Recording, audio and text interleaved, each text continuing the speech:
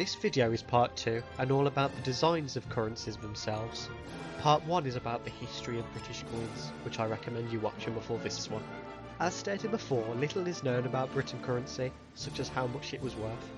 They came in many different shapes and sizes, with this type of currency being called proto-currency.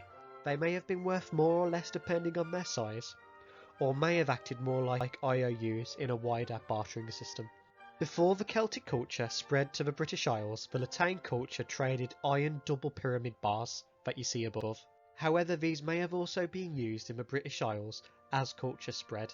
However, very little is known about these bars. The first type of currency actually used in the British Isles were iron bars. And again, very little is known about these, and they may have not been currency, they may have just acted as IOUs. There's been 4 types of these bars found in the British Isles, all in what is known today as England. This is the most common and is referred to as the sword-shaped. This type has been found in 4 Celtic Briton tribes: the Cerultovi, the Barni, the Duroduges, and finally the Atrebates. The following 3 tribes are not as common and are much rarer. This is referred to as the spit or split shaped design and was found in the Barni area. This is the bay-leaf shaped and is found around the Cambridgeshire sites. And finally, this is the ploughshare type and is found around the Thames Valley and West Midlands areas. This over time evolved into ring currency around the Bronze Age. These could have been used in the same way as iron bars, in a kind of IOU fashion, but these could have also acted as a fashion statement to show off the wealth, and they may have been worn as jewellery, as a necklace or bracelet. These would have been used as jewellery first and as currency second. These rings were made out of gold, silver and bronze. They're also found throughout the whole of the British Isles, not only England. These over time evolved into a less ornate and more practical design. With this design, bartering would have taken precedence over jewellery. However, people may have still worn these around their necks and arms. These were made from bronze and were much lighter, and there are tons of them around today. You can buy them on eBay really cheap. Gold and silver rings have been found alongside these newer bronze rings, but they're much less common and are only found in small hoards. Other currencies have been found in Britain from this time from around the whole of Europe, such as from Carthage. They came from a few spots from around Europe and appeared in Britain before the Romans did. They may have gotten here through trade or from Briton mercenary work. However, not many of these European coins have been found, so it's unlikely that they was used for general trading within the Briton population.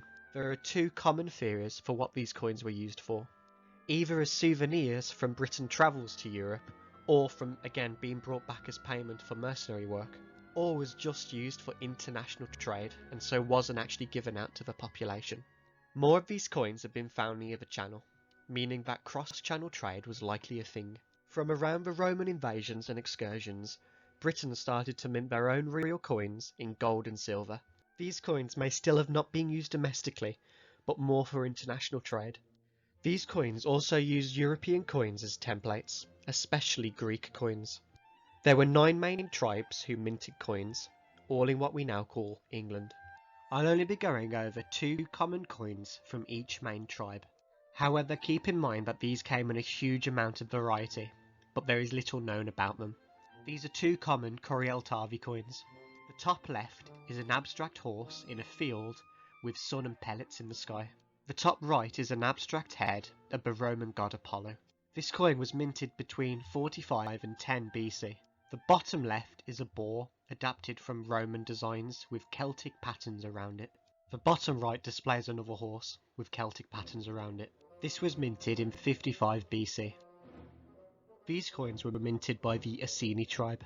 The top left is either a local god or Boudica. It was minted between 60 BC and 1 AD, and uses a Roman Republic common coin as a template that normally features the god Juno. The top right features a horse with Celtic patterns. The bottom left displays abstract Celtic patterns, or maybe it's a shield, and the bottom right is a horse. These are 2 Tyronovate coins. The top left features the head of Apollo. The top right is a horse, possibly a winged horse. This was minted between 55 and 45 BC. The bottom left is a stylized cruciform wreath, and the bottom right is a horse with a wheel motif above. This was minted between 55 and 40 BC. These are two Catalavoni coins. The top left features wheat or possibly seeds, with the top right displaying a horse with the name Conoblius. Conoblius was a Celtic king of the Catalavani, and this coin was minted in 9 AD. The bottom left is a pen reef expanding above and below, and the bottom right displays two galloping horses with a cross in a circle below and the name Conoblius. This was minted between 10 and 43 AD. Here are two Canti coins. Top left had no design on it, while the top right is a trophy box.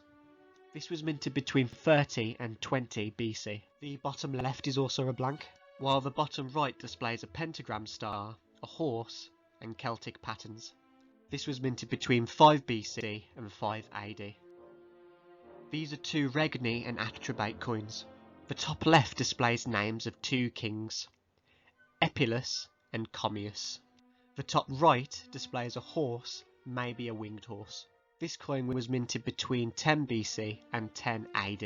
The bottom left displays a vine leaf, with the bottom right displaying a horseman with a spear and shield on his back. This coin was minted between 10 and 40 AD. Here are two Belgi coins.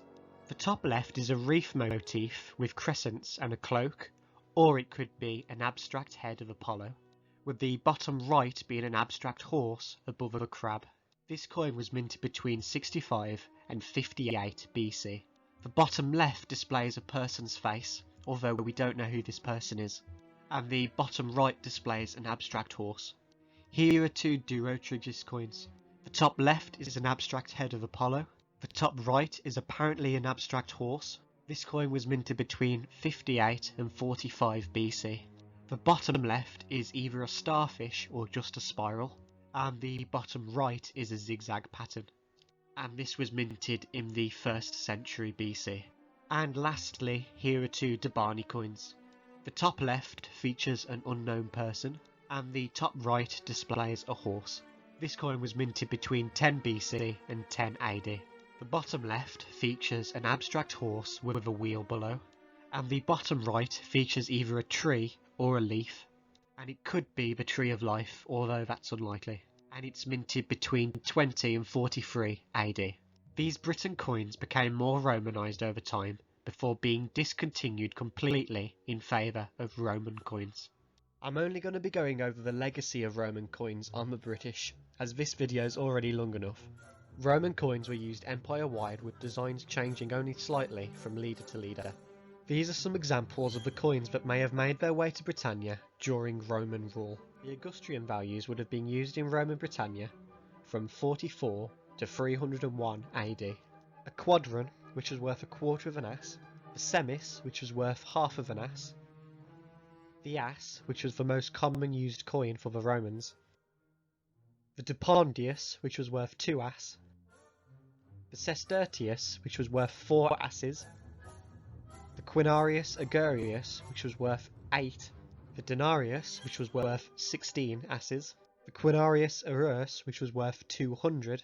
And the aurus, which was worth 400. And I'm not sure if I'm pronouncing any of these right.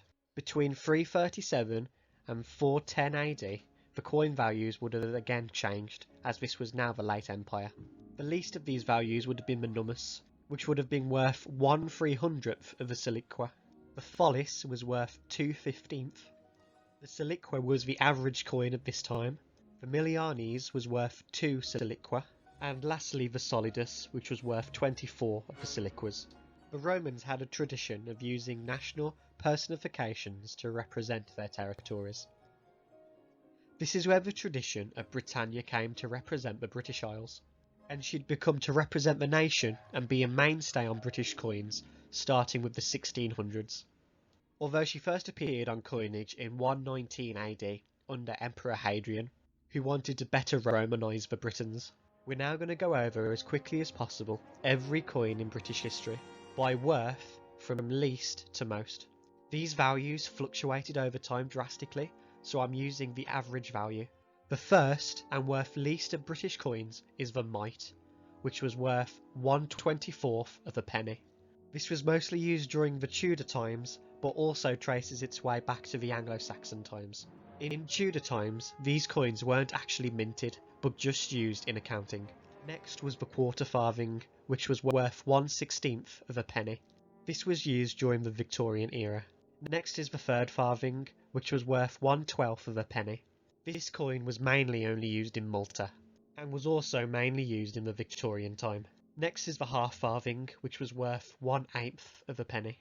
It was first used in Ceylon, or as we now know it as Sri Lanka, but also became legal currency in the United Kingdom, and was again used in the Victorian era.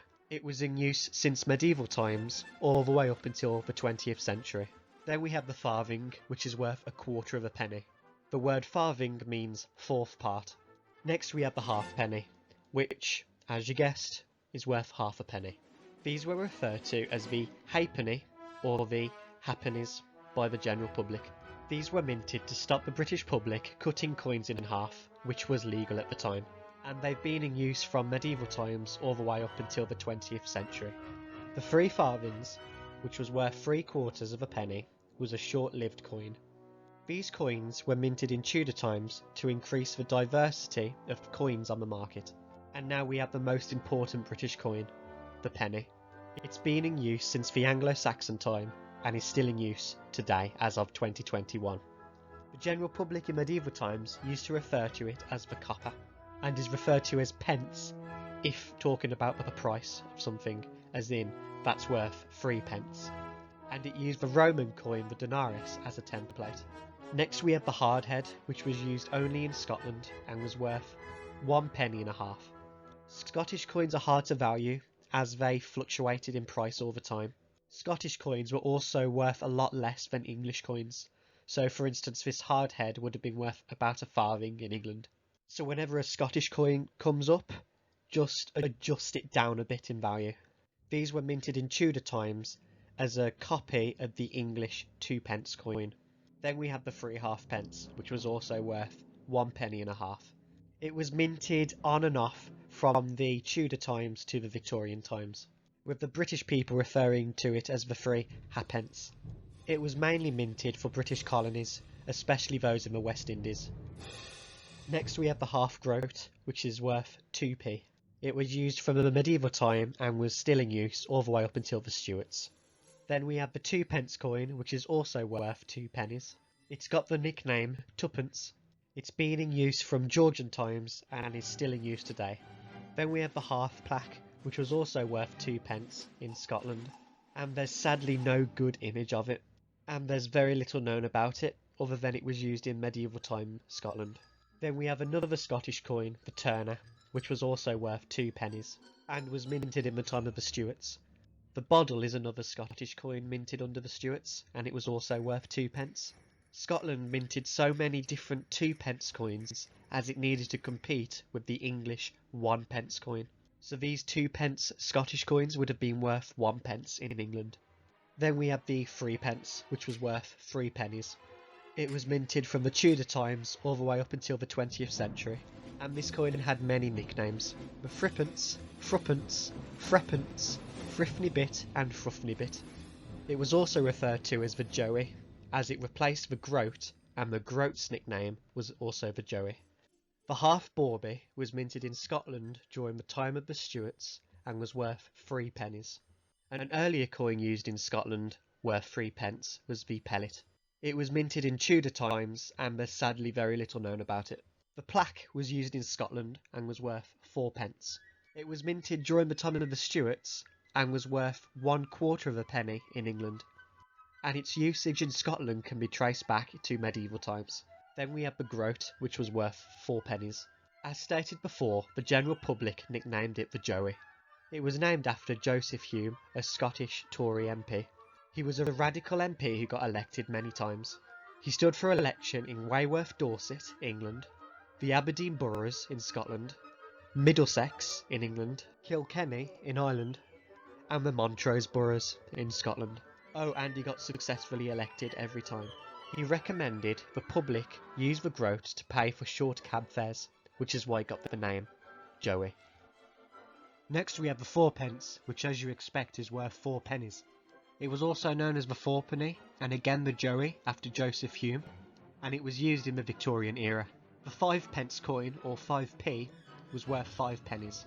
This coin replaced the shilling upon decimalisation. It also got the nickname the threepence. It also earned the nickname nickel in 1866, when the contents of the coin was changed from silver and copper to copper and nickel. Next we have the 6p, which is obviously worth 6 pennies. It was also known as the tanner, the tembry, the 6p piece and the 6p bit. It was used from the Tudor times to the 20th century. It also lasted after decimalisation until being discontinued after 10 years because of lack of use. There was a tradition surrounding the 6p, but they was baked into Christmas puddings. And then if you were served the 6p, it was a sign of good luck. The Royal Mint also kept this tradition going by minting some Christmas coins, however they no longer do this. Something old, something new, something borrowed, something blue, and a silver 6p in her shoe.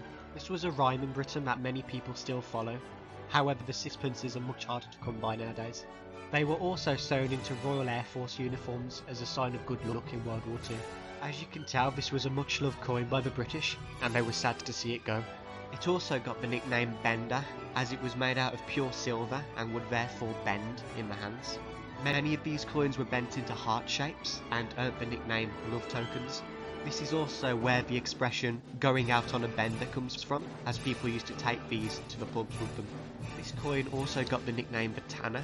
This is because gypsies across the country called it the tarno, which translates to the small coin. The bawbee was a Scottish coin worth 6 pennies, and it was minted from the time of the Tudors to the time of the Stuarts. At the time of minting it was worth 1 English halfpenny. The 1/3 groat was minted in Scotland to try and aid inflation. It was minted in the time of the Stuarts and was worth 6 pennies. Then we have the double groat, which was worth 8 pennies. I'm now going to switch to using a pie chart to show the value out of the pound. The double groat was minted from the medieval era to the time of the Tudors. It was mainly used in Ireland, but also saw use in the rest of the British Isles, and there's very few references to this coin in history. Next we have the 9p, which was worth 9 pennies. As nice as a 9p was an old phrase, meaning that you looked very neat and tidy. This coin was not used commonly, and very few of them have been found, and they were minted during the time of the Stuarts. Next we have a shilling, which is worth 1/20th of a pound, on average. It was used from Tudor times up until the early 20th century. When it was first minted it was called the test spoon, but soon got a name change. It's unknown exactly why it got the name change, but we do know that shilling comes from the Old English word skilling. It got the nickname bob, as in it cost me a bob or two. There's also a popular phrase in Britain to this day called take the king's shilling. This is because soldiers were giving a shilling upon enlisting in the army or navy. Press gangs, those who encouraged people to join the military, used to secretly put a shilling into people's beer. If a local man then accidentally touched the shilling with his lips, he was said to have taken the king's shilling and would then be sent to the military. The equivalent to the shilling in Scotland was the nonsense. It was used in Tudor times, but it's not known how common they were. A quarter florin, or helm, was worth 2/20th of a pound. It was minted using French templates to encourage trade with Europe in medieval times. The gold penny, when introduced, was worth around 20 pennies. However, it faced much deflation. Most pennies at the time were silver, so this new penny was minted to increase trade. It was a highly devalued coin and faced a lot of criticism. Merchants would also take many of these coins to go and be melted down for the price of gold, as the gold was actually worth more than the coin. So this coin was far from a success. Next we have the quarter noble, which was worth 1/12th of a pound, and it only saw use in the medieval times. The half florin, or the leopard, was worth 3/20ths of a pound, and it was minted only to try and increase trade with the rest of Europe. The florin, or 2 shillings, saw use from the Victorian times to the early 20th century. It was an experimental coin minted to test out decimalisation before it actually happened. It was basically the Victorian 10p coin, which in turn brings us to the 10p coin, which was also worth 1/10th of a pound. It saw use as of shifting to decimalisation and is still in use today. Here we have the quarter angel, which was minted in Tudor times, and it was worth 1/8th of a pound. Here we have the half crown, which was also worth 1/8th of a pound. It was also sometimes referred to as the half dollar or half a dollar. The half noble was worth 1/6th of a pound and was only used in medieval times. It was replaced by the half angel, which was also worth 1/6 of a pound. This coin saw use in the Tudor times and early Stuart era. Next we had the double florin, which was in use in Victorian times. It was worth 1/5 of a pound. This coin was also used as a test run of decimalisation.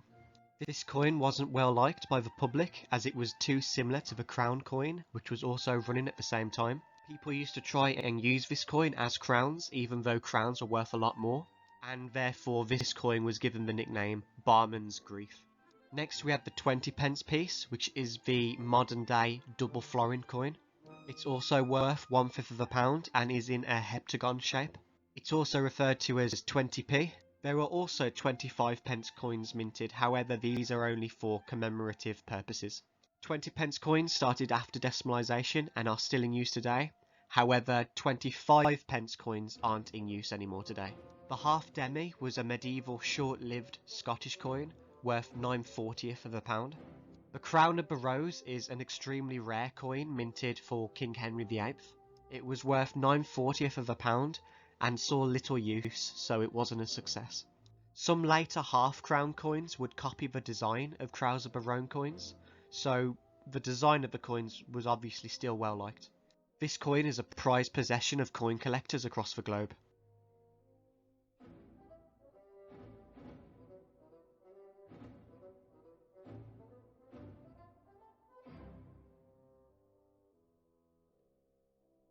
The Rose Noble, or Royal, was worth half a pound and was used in medieval times and Tudor times.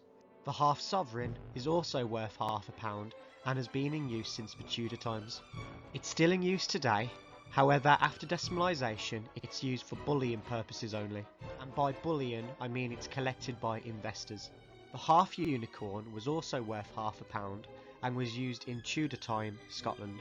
It replaced the lion coin that was also used in Scotland during Tudor times and was also worth half a pound. The half-pound coin, which is worth, as you guessed, half a pound, was used in Tudor times all the way up until the Stuarts. It was slowly phased out and ran alongside the double crown coin, which was also worth half a crown, and ran in the time of the Stuarts. This was in turn replaced by the half Lurel, which was also worth half a pound and ran in the time of the Stuarts. The reason the half pound was replaced by the double crown and the double crown was replaced by the half Lurel was because these were made from gold and the price of gold fluctuated all the time, so these coins needed to be reintroduced to maintain value. The last to do this was the half Unite, which replaced the half Lurel and was also worth half a pound. This was also minted in the Stuart era. And the last half a pound coin is the 50p coin. It's also referred to as the 50p coin and is in a polygon shape. This coin was introduced with decimalisation and is still in use today. There's a huge amount of designs for this coin, as we'll explore later on in this video, making it the most collectible coin in the world. Next we have the half guinea, which was worth slightly more than half, 20 out of 40. This coin was in circulation from the times of the Stuarts up until the times of the Georgians, and it was introduced with the Great Recoinage of 1816. The mark or merk is a complicated coin. This is because it was never actually a legal coin, but was used in trading. They acted sort of like mites, but weren't only used by accountants, but also by the general public. Instead of being a coin, it was actually a weight measurement. In medieval times, which is when it was used, every coin was worth their weight. So if you could get your coins to add up to this weight, it would be worth 1 mark or 1 merk. And the value of a mark or merk fluctuated greatly over time. This was most probably introduced by the Danes and went out of use with the loss of the gold standard. Originally, it would have been worth 100p. This did not equal a pound, remember, because 1 pound was 240p originally. But the value shifted seemingly from area to area, so it's impossible to know how much this was worth. The Spur Royale was minted during the Stuart era. It's an extremely rare and sought after coin by collectors, as it was just an earlier prototype of the Rose Noble or Royale. An eagle crown was a variation of the crown used in Scotland. Although there are records of this coin, there's not a lot known about it, and none of them survive to this day. It may have just been a crown, but was referred to as an eagle crown because there was an eagle on it. or it may have been an actual coin aimed to compete with the English crown, and it was worth 18th 20ths. However, it was probably worth around a crown in England. The unicorn was a Scottish coin used in the Tudor era, and it was worth 1 Scots pound. The elites in Scotland reportedly loved this coin and used to give them out as gifts to foreigners. Next we have the sovereign, which is one of the most iconic British coins. It was first minted in Tudor times, but is still in use today. However, after decimalisation, it's only minted for bullion. It had the nickname Sov, which was just short for sovereign, and they also had the nickname Nuggets, which is probably because they were minted out of gold. This coin was first minted under the Tudors, wasn't minted under the Stuarts, and then made its return with the Georgians. Sovereigns were also minted in British colonies around the world, such as India, Australia and Canada, and they're still minted on and off around the world to this date, with the last one happening in India in 2013. However, they're primarily minted in Britain. This coin was created to promote free trade across the world, and it definitely succeeded in that. The Unite coin was minted in the time of the Stuarts, and it was minted to promote friendship and cooperation between England and Scotland. And it was also worth £1. Another coin called the Carlius was introduced around this time, but there's little known about it, so it was probably similar to the Luel. The Luel replaced the Sovereign and Unite coin, but was much poorer in quality. Although this coin was very good for international standards, it wasn't up to quality for British standards. And it was also minted during the time of the Stuarts. Next we have the most iconic British coin, the pound. It's also got the nickname quid. The term quid was originally used for banknotes, but over time this slowly made its way onto the coin. The coin itself was introduced with decimalisation. However, the term pound was introduced as late back as Roman ages. This is because pound is a weight, and as we've discussed with the mark, a lot of trading was done through weights and not the actual coins. The Sovereign, Unite, Luriel and probably the Carlius coin were all referred to as pounds. The Abbey crown was a coin used in Scotland and is similar to the Eagle crown. It was introduced during the Tudor era. The 20 shillings coin was minted in Scotland during the Stuarts era, and it was worth £1. The broad coin was introduced under the Commonwealth of England by Oliver Cromwell. They're all extremely high in quality and sought after by collectors, and it's the last coin on this list to be worth £1. Unless you count the 22 shillings coin, which was worth just over £1. It was the prototype for the Unite coin and was soon replaced by it, and it was mainly used in Scotland but also saw use around the rest of the British Isles. The guinea, when first introduced, was also worth £1. However, because it was made out of gold and the price of gold increased at the time, the value of this coin also increased. Struck and in use between the Stuart and Georgian eras. Although the guinea was discontinued when Britain adopted the gold standard, the term guinea would live on. Kind of like how in modern days we still use the term bob, even though the shilling isn't a thing anymore. The term guinea wasn't only used in slang, however, it was also a term used by accountants. The term guinea would also especially live on in horse and greyhound racing. People would still refer to the guinea when placing a bet. In Egypt, they still use the pound, but they don't call it the pound, they call it the el guinea, and this comes from the English guinea. The term guinea would also continue to be used for luxury purposes even after it was discontinued. For instance, if you was buying a bespoke suit or a work of art, the seller would ask for it in guineas, and everyone just knew that they meant a pound. This made buying things for foreigners very hard. For instance, if a foreigner wanted to buy land, the seller would ask for it in guineas, and the foreigner would obviously not know what a guinea was. The quarter rider was used and introduced in Scotland around the late medieval period, and it was worth £1.50. The Rose Royale was also worth £1.50 and was introduced in the Tudor era. It's also a rare coin and sought after by collectors. It was also used in Scotland, but was just called the Royale. It was also referred to as the 30 shillings. The £2 coin was introduced with decimalisation. This coin also has many designs, although not even nearly as many as the 50p coin. And it's obviously worth £2. The ducat or bonnet coin was used in Scotland around the Tudor era.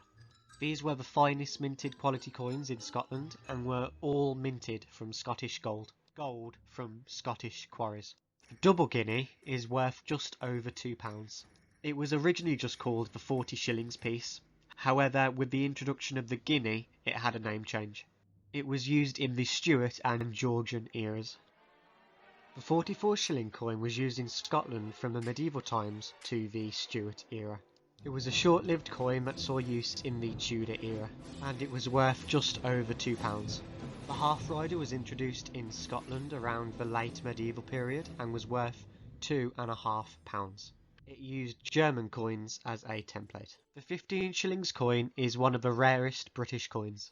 They were only ever minted once, and it's unknown how many were minted in this batch.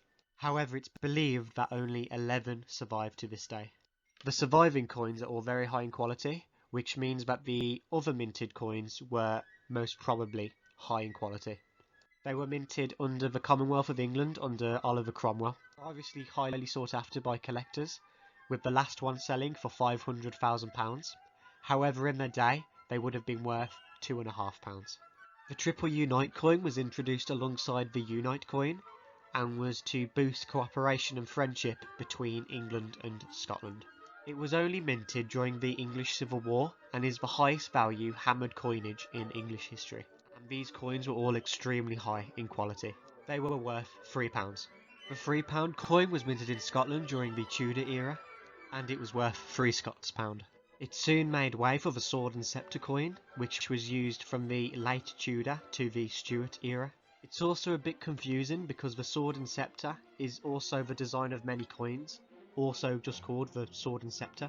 So this is basically just the £3 coin, but with a sword and sceptre design on it. Not really a unique coin, but I thought I'd add it anyway. The hat piece coin was minted in the late Tudor era in Scotland. It got its name from King James VI wearing a hat on the coin, and it was worth around £4 Scots pound. £5 coins were minted and used in the Victorian and Georgian eras. They were also reintroduced after decimalisation by the Royal Mint, who uses them as bullion coins. It was also known as the 5 sovereign piece and the quintuple sovereign. There's also a large amount of different designs of this coin for bullion collectors, and it's obviously worth £5. The Rider coin was introduced and used in Scotland around the late medieval period. It used German coins as a template and was worth £5 Scots pound. 5 guineas was introduced in Tudor times and was also used in Georgian times. It was originally called £5, however it got a name change when the guinea was introduced, and it was worth just over £5 on average. The £10 coin, obviously worth £10, was introduced long after decimalisation. It was first introduced to celebrate Queen Elizabeth II's 65th year as Queen, overtaking Queen Victoria's record. It's still minted today and used as a bullion coin for collectors. These Royal Mint coins are legal tender, so you can take them to the shop and buy stuff. However, it would be a waste of money, as you can sell these coins for way more than they're worth. However, this coin has never entered general circulation and is only for collectors. The pistole is a Scottish coin that used Spanish coins as a template. It was minted in the early Stuarts era and was worth £12 Scots pound. This coin was introduced as a last-ditch effort to save the Scots pound. This just goes to show how dire the Scottish economy was at the time, as this coin was only worth £1 in England. The £20 coin is another coin introduced by the Royal Mint for collectors and bullion. This coin is only used to celebrate very special occasions, and to this date has only ever had 9 designs. Another type of these bullion coins is the £50 coin. And the £100 coin is another type of bullion coin. And no, the £100 coin isn't the largest value of coin. The rest of these coins are all bullion coins issued by the Royal Mint. Have a guess now what you think the max value of coin is. £500? Nope. Higher. £1,000? Nope. £2,000? Nope. Have one more guess. The largest value of coin issued in British history is the £10,000 coin. These coins are also quite literally worth their weight in gold, so far from pocket change. This coin took over 400 hours to craft, There have been larger and more valuable coins minted in overseas territories. However, this video is focused on coins of the British Isles. I may explore former British colony coins at a later date in future videos. These skeet coins were used in Anglo-Saxon kingdoms before the penny. They were small silver coins that varied from kingdom to kingdom. Coins called Frimjusa coins were also used and ran alongside the skeets. They were also used before the penny and copied Frank and early Roman designs. These coins were made out of gold. Northumbria also used a coin called the Striska for a short time, which were made out of copper. All three of these coins were either phased out or just renamed the penny. There were 5 main Anglo-Saxon minting kingdoms before England was united.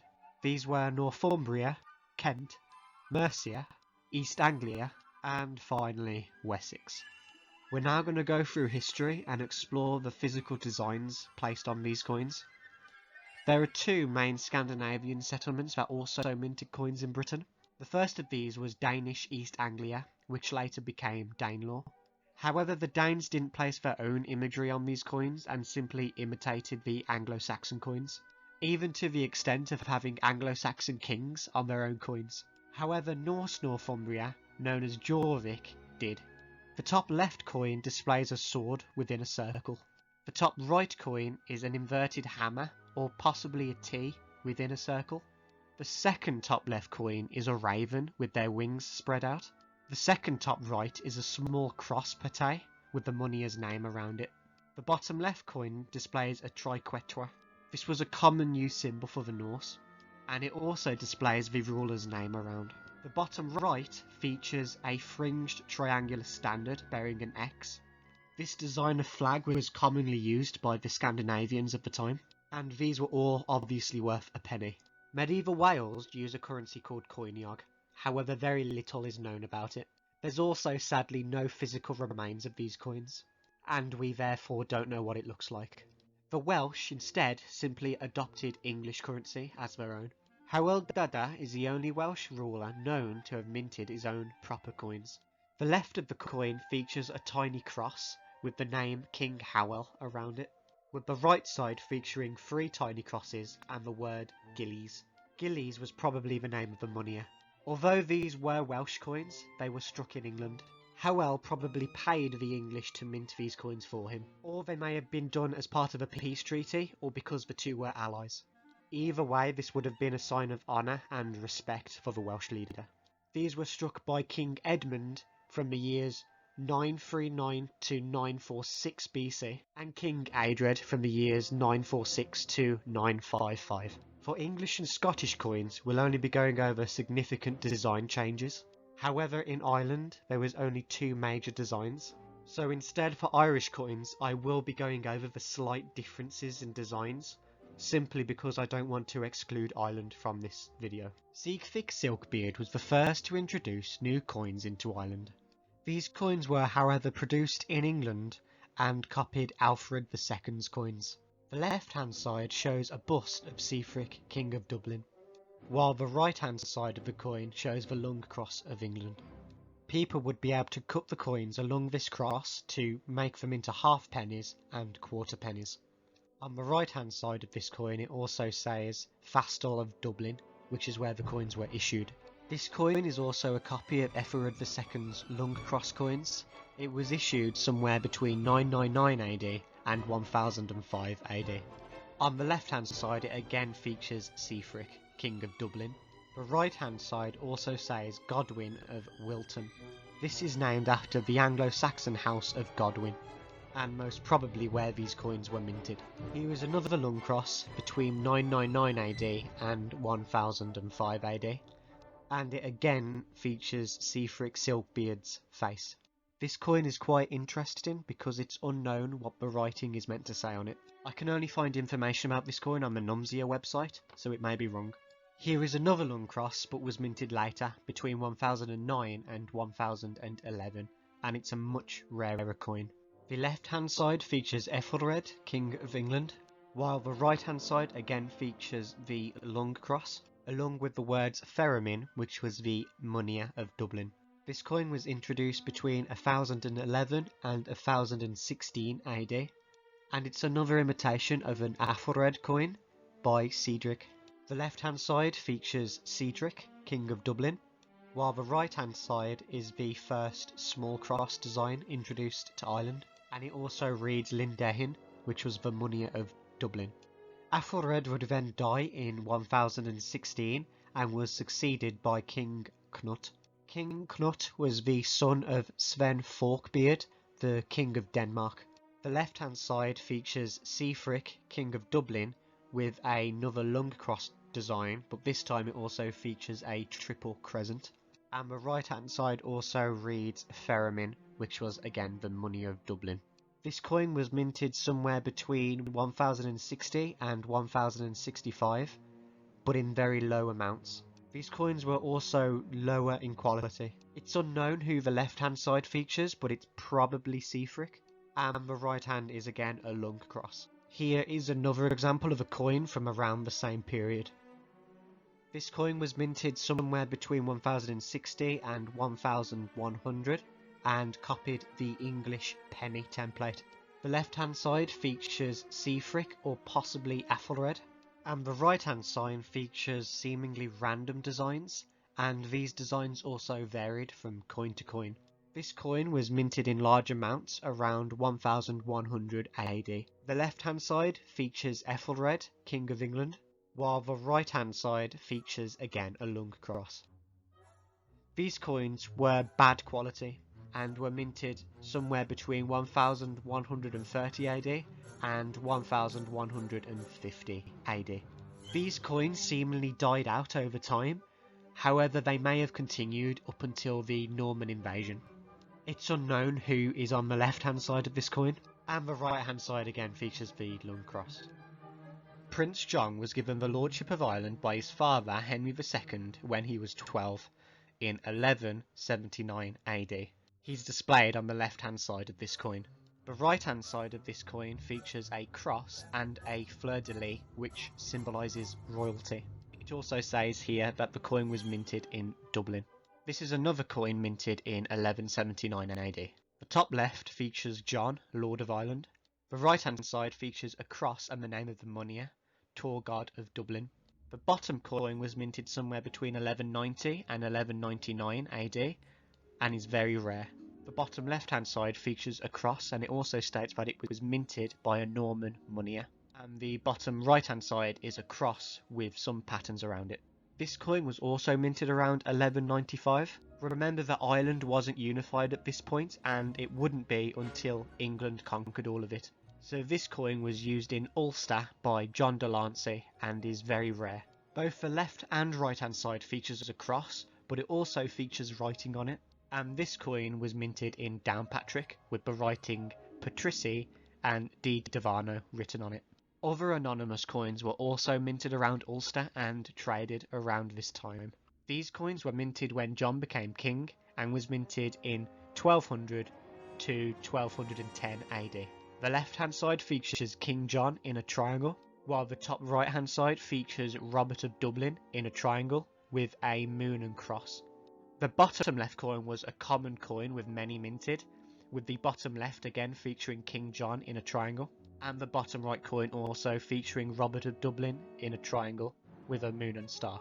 These coins were minted when King Henry III became king between the years 1251 and 1254 AD. The left-hand side features King Henry III, and there's also variations of this coin without the triangle. The right-hand side features a cross and the moneyer Ricard of Dublin. These coins were minted under King Edward I between the years 1276 AD and 1302 AD. The top coin was minted in 1282 AD exactly. It features and reads Edward, King of England and Lord of Ireland within a triangle. The top right hand side features another cross and reads the City of Dublin. The bottom left is the exact same as the top left coin, and the bottom right coin actually reads that it was minted by a citizen of Dublin. This coin was minted by Edward III in 1339 and came in half pennies, farthings and possibly pennies. The top left hand side features Edward III in a triangle, while the top right is just a cross. These coins were minted under Henry VI between the years 1423 and 1427. They're uncommon but have been found in groats and pennies. Under Henry VI, Irish coins were far below the English standard, and so were minted in London and then exported to Ireland. The left-hand side features Henry VI, while the right-hand side features a cross. Coins were returned to being minted in Ireland in 1460 AD under Henry IV. This was in return for the Irish giving him support during the War of the Roses. English merchants were not happy with this, and these new coins were dubbed the Irish Standard because of their low quality. The English merchants were unhappy because the low standards of these coins would harm the British economy as a whole. The left-hand side features a crown with the right-hand side featuring a cross with the writing City of Dublin on it. More Irish standard coins were minted in 1465 and 1466. And the Irish would have designed these coins for themselves. The left-hand side features and reads Edward by the grace of God, Lord of Ireland, and the right-hand side features a cross and reads I have made God my helper, City of Dublin. This was a phrase used on other English coins at the time. Another new Irish standard coin was minted in 1467. This coin displays and reads Edward by the grace of God, Lord of Ireland, with the right-hand side featuring a star and the writing City of Dublin. Yet another batch of Irish standard coins were minted between the years 1472 and 1475. The left-hand side features and reads Edward by the grace of God, Lord of Ireland, with the right-hand side featuring a cross and reading I have made God my helper, City of Waterford. In 1483, Richard III's coins would be introduced into Ireland. These coins were designed before his death, however they only circulated afterwards. The left of the coin displays and reads Richard by the grace of God, Lord of Ireland, while the right displays a cross with the York Rose in the centre, and reads I have made God my helper, town of Drogheda. Between 1485 and 87 AD, King Henry VII's coins were introduced. This design was also put on groats, half-groats, pennies and half-pennies. The left of this coin displays King Henry VII, and it reads King of England and France. This is because the kings of England also considered themselves the kings of France due to inheritance, and this arguably lasts up until this day with Queen Elizabeth II. However, the British monarchs no longer claim France, as France is now a republic, and the right of this coin displays a lung cross. Ireland would then go on to use British coinage as it unified into Great Britain and then the United Kingdom. However, it did still have a few unique designs of its own, the first being introduced under Charles I. The left of this coin displays a crown over two sceptres and a saltire, and the right-hand side displays a crowned harp, this being a medieval Irish heraldry symbol. This symbol was also adopted by King Henry VIII to represent the Lordship of Ireland. A new design of this coin was introduced under King George I, with the left-hand side featuring King George, and the right-hand side featuring Lady Hibernia. Lady Hibernia is a national personification for Ireland. She appeared around the 19th century, and the storyline is that she is Britannia's younger sister, with Britannia representing the whole of the British Isles, or sometimes just Great Britain. Lady Hibernia isn't much liked anymore by Irish nationalists, as it represents a union between Ireland and Great Britain. Hibernia's harp also features a naked lady, which we'll get to in a minute. Here's another example of a coin introduced by King George I, with the left-hand side featuring King George. This time the right-hand side features Lady Hibernia leaning on a harp. And lastly, this coin was introduced under King George II, with the left-hand side featuring George and the right-hand side featuring a Gaelic harp. Here you can see the harp featuring a naked lady on the left-hand side much clearer. This was known as the Harp of Erin. It was found on much feudal art in Ireland after the Norman invasion, and was also put on many Irish coat of arms. The history of its origins is still debated on. However, it was traditionally associated with St. David from the Bible. The triangles that we saw on some of these earlier Irish coins may have in fact been to represent a harp, but that's still debated. This would be the last unique Irish coin while Ireland was still united. There have been some other coins since Ireland was split into two, and we'll get onto those coins later. So now we're going to head to the Scots coins. The Scots pound was introduced by David I, who copied the French and English currencies as a template in 1136 AD. These were quite poor in quality. The left of these coins featured David I, while the right of these coins featured a cross with the fleur-de-lis, which symbolises royalty. He then further standardised the Scottish coinage around the 1140s. These used Henry, Earl of Northumberland's coins as a template. However, these were much poorer in quality. The left-hand side features David I with a sceptre with a fleur-de-lis on the top, and the right-hand side features again a cross with fleur-de-lis. Then we have Malcolm IV's coins, which were introduced around 1143. There's very little known about them, and they're also rare. The left-hand side features King Malcolm, while the right-hand side features a cross with fleur-de-lis, and these were still poor in quality. William I's coins were circulated and also accepted in England, as they're very similar, and they were much better in quality. These coins were minted around 1180 and 1230. The left-hand side features King William, while the right-hand side features a small cross with a star in each quarter, and the name of the moneyer, Henry Le Rus. This same standard continued into Alexander II's reign and continued to Robert III, who very slightly changed the design to even closer emulate English coinage. This was most probably to attempt to increase trade. Robert the Bruce's coins also didn't change much, as we may assume, and also copied the English standard. On the left features and reads Robert, King of Scots, and the right features an English lung cross design and reads Town of Edinburgh. Robert III also issued more unique Scottish coinage for the first time around the 1400s, diverting from the English coin designs for gold coinage. However, the much more common silver coinage still copied the English designs, so I'll not be showing them. And the slightly rarer golden coins was the first time that Scottish coinage finally started having more of their own personality. The top left of the coin features the Scottish lion royal coat of arms, and it reads Robert by the grace of God, King of Scots. The reverse of this coin on the top right features a Celtire cross with a fleur-de-lis, and it reads Christ reigns, Christ conquers. The bottom left coin features the same design as the top, but with a crown on top of the coat of arms, while the right of the coin features St Andrew on the Celtire cross. He is the patron saint of Scotland, and I'll be doing a video on him in the future.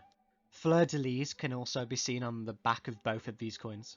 However, these fleur-de-lis would have taken on two meanings. Not only would they mean monarchy, but they would also symbolise the alliance between Scotland and France, and this was called the Old Alliance. It was good for Scotland because it stopped them getting conquered by England, and it was good for France because they had a landing point into the British Isles to attack England from. France was also getting wrecked by England around this time period, so whenever England sent armies to attack France, Scotland would help by raiding the north of England. James I still used English coins as a template for lower denominations. However, for his higher value golden coins, he used a unique Scottish design. The left of these coins featured one of the Scottish symbols and flags at the time, which was a lion on a rampart. This was a slightly different design in shape, however, as it was triangular in shape and had fleur-de-lis and saltires as a design within it. This side also read, James by the grace of God, King of Scots. The right-hand side featured the saltire cross representing St Andrew, and fleur-de-lis representing royalty and the Old Alliance. There is another flower in this that is still debated on. It's either a mullet or a rose. James II also used English templates for lower values of coins. However, he did introduce a higher value of coin. This was the half lion. The left-hand side of the half lion displays the Scottish coat of arms, crowned, with two fleur-de-lis either side of it. And this coin reads, James by the grace of God, King of Scots. The right-hand side of this coin displays St Andrew on a Celtire cross. St Andrew is the patron saint of Scotland, and I'll be doing a video on him in the future. He's also flanked by 2 crowned fleur-de-lis. This coin also reads, Christ reigns, Christ conquers, Christ commands. James III also introduced some lower denominations of coins, as well as some higher ones. The left-hand side of the pellet displays a tilted orb with wings. The orb symbolises the divine right to rule, and it reads, James, by the grace of God, King. The right-hand side displays a crucifix within a quatrefoil, and reads, the cross will drive away all sin. The left-hand side of the plaque displays a lion on a rampart, and it's crowned. And this again reads, James, by the grace of God, King of Scots. The reverse features a saltire within a cross and 4 crowns around it, and reads, Town of Edinburgh.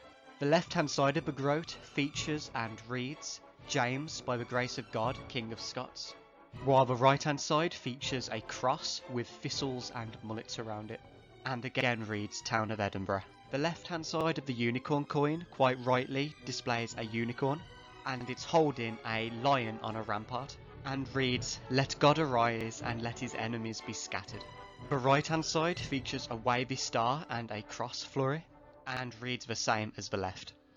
The rider and half rider display the same things, however the rider coin is much higher in quality. On one side of the coin they display the Scottish lion on a rampart with a crown, and on the reverse feature King James III riding a horse and wielding a sword. He also has a fleur-de-lis under his sword arm. On the lion side it reads, James, by the grace of God, King of Scots, and on the rider side it displays, O Lord, save thy people. James IV introduced a new low-value coin and 2 high-value coins.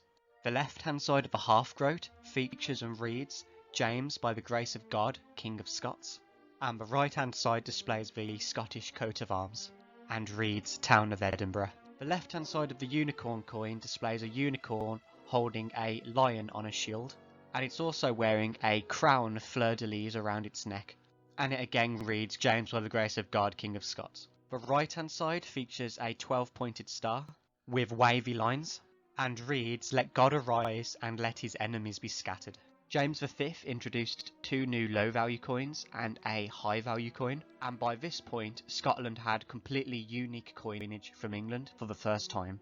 This was around the 1500s. The left-hand side of the half bawbee and bawbee features a thistle with a crown, and they also feature IS, which was James' signature or cipher, and they also read, James, by the grace of God, King of Scots. The right-hand side of the half bawbee features a crown on a saltire, while the right-hand side of the bawbee coin features a crown on a saltire with 2 fleur-de-lis next to it, and both of these read Town of Edinburgh. Then we have the eagle crown, which may have just been a crown. The left-hand side features the Scottish coat of arms, crowned, with 2 saltires either side, and reads, as you'd expect, James, by the grace of God, King of Scots. The right-hand side of this coin features a bird. Most people believe this to be an eagle, but some people believe it to be a dove, and it's holding a scroll. And this coin reads, John, Duke of Albury, Regent under the protection of thy wings. Then we have Queen Mary, who introduced an absolute boatload of coins into Scotland. She did this as a last-ditch effort to save the Scots pound. The English economy was booming at the time, and the Scots pound was struggling to keep up. She introduced a lot of designs for each of these coins, so I'm only going to be picking out the most unique design. The left-hand side of her penny features the Cross of Jerusalem, and reads, Mary, by the grace of God, Queen of Scots. The right-hand side reads, Truth has conquered, in a square shape.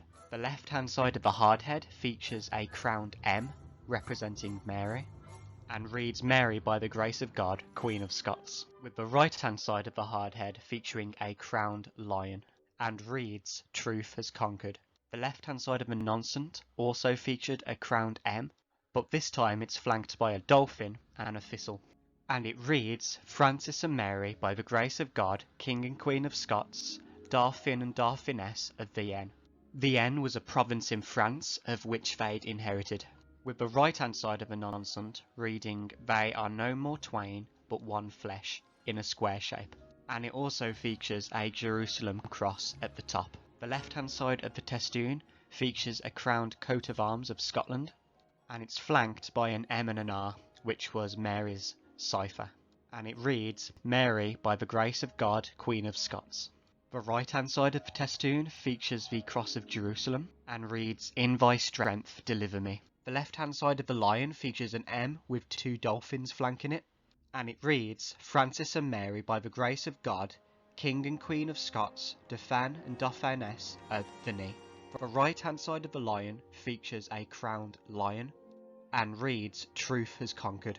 The left hand side of the abbey crown features the Scottish coat of arms again and reads, Mary, by the grace of God, Queen of Scots. With the right hand side of the abbey crown featuring a cross of fleur-de-lis surrounded by thistles and reads, Let us follow the arms of the cross. The left hand side of the 20 shillings featured the Scottish coat of arms, crowned, and read, Mary, by the grace of God, Queen of Scots. The right hand side of the 20 shilling featured MR, which was Mary's cipher, and it also had a crown at the top and a quatrefoil at the bottom. And this also reads, Behold the handmaid of the Lord. And this side again reads, Mary, grace of God, Queen of Scots. The right hand side featured a crown RM, which was Mary's cipher, and it also reads, Observe justice. The left hand side of the royal again featured the Scottish coat of arms, crowned, but this time it's flanked by two thistles. And this coin reads, Mary and Henry, by the grace of God, Queen and King of Scots. Notably, Queen comes before King, representing her higher status. The right hand side of the royal is more interesting. This features a crowned palm tree with a tortoise ascending from it. And it also reads, Let God arise and his enemies be scattered. Glory gives strength. The 30 shillings features and reads, Mary, by the grace of God, Queen of Scots. And the right hand side of the 30 shillings is again a crowned coat of arms and reads, Mary, Queen of Scots, the just man lives by faith. The left hand side of the 44 shillings again features the Scottish coat of arms and IG and reads, Mary, by the grace of God, Queen of Scots. The right hand side of the 44 shillings features an R and an A with quatrefoils either side, and it reads, Observe justice. These letters stand for the Maria Regina monogram, and this was used mostly to represent the Virgin Mary. The left hand side of a £3 coin features and reads, Mary, by the grace of God, Queen of Scots, with the right hand side of the £3 coin again featuring the crowned coat of arms and reading, The just man lives by faith. And these are the last two unique Scottish coins before Great Britain was united. The left hand side of the ducat displays Francis and Mary facing one another, with a crown in the middle of them, and reads, Francis and Mary, by the grace of God, King and Queen of Scotland, Dauphin of the knee. The right hand side of the ducat displays dolphins and the cross of Lorraine connected with each other, and reads, The faith of these is whole. The left hand side of the crown displays the coat of arms of Mary, Queen of Scots and Queen Dowager of France. This isn't the same Mary, but I thought I'd include this coin at the end anyway.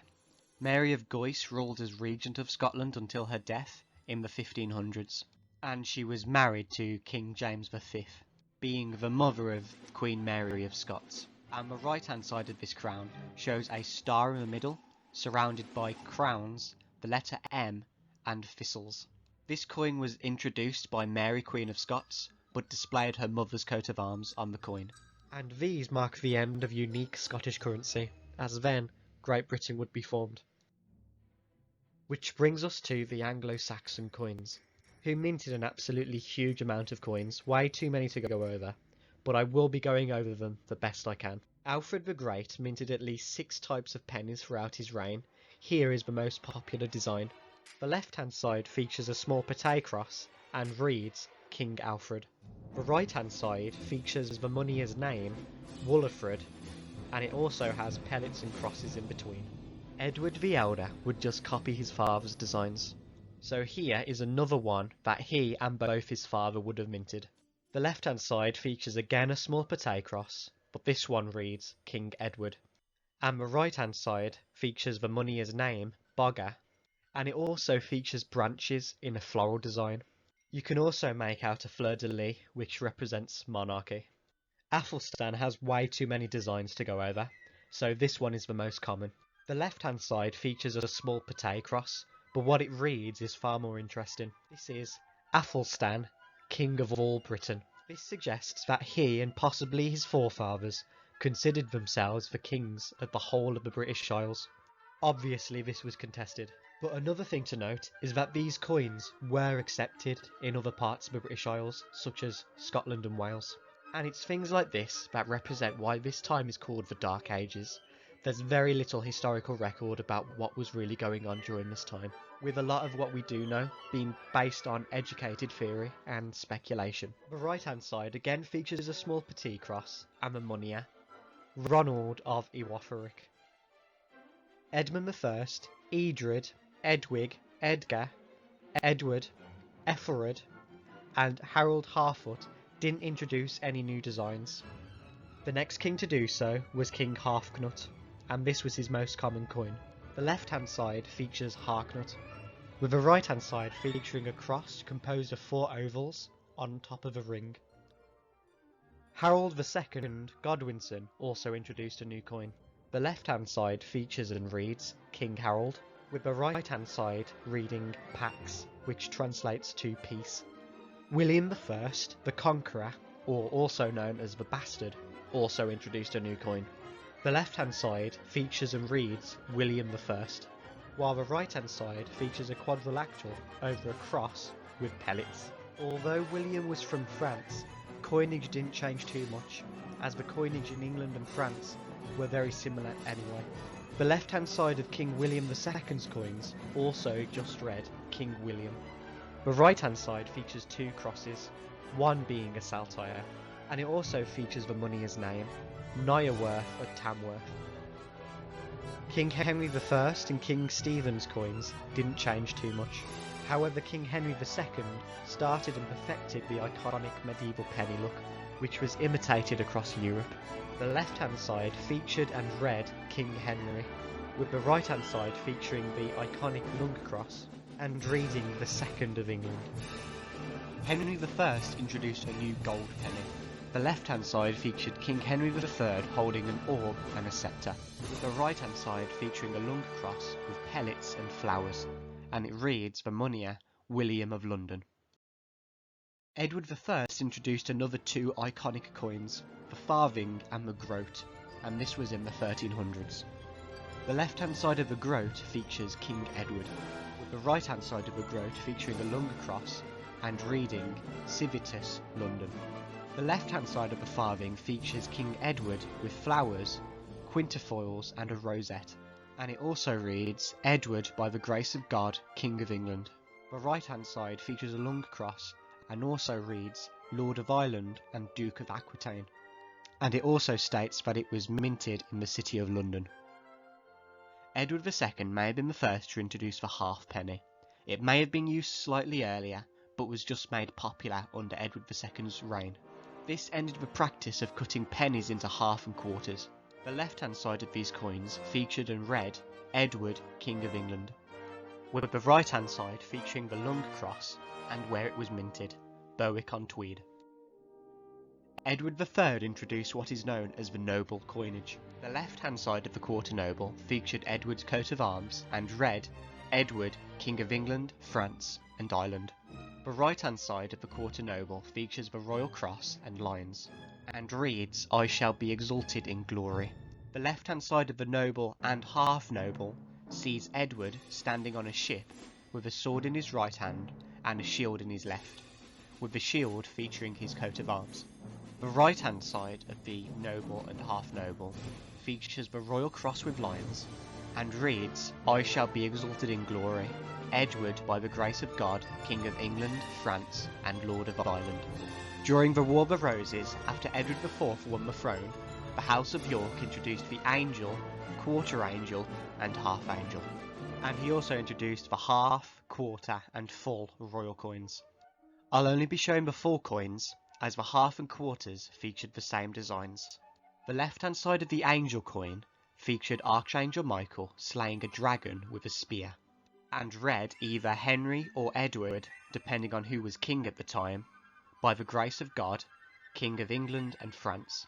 The right hand side of the angel featured a ship bearing a quartered shield of arms below a cross, and reads By thy cross save us, O Christ our Redeemer. The left-hand side of a royal coin displays King Edward IV on a ship, and reads, Edward, by the grace of God, King of England, France, Lord of Ireland, with the right-hand side of the quarter coin featuring a sun, lions, crowns, and fleur-de-lis, and reads, But when Jesus passing through their midst went on his way. With the union of the crowns, James VI and I placed much more Irish and Scottish imagery on coins to promote cooperation and friendliness throughout his kingdom, with Wales at this point just being considered a part of England.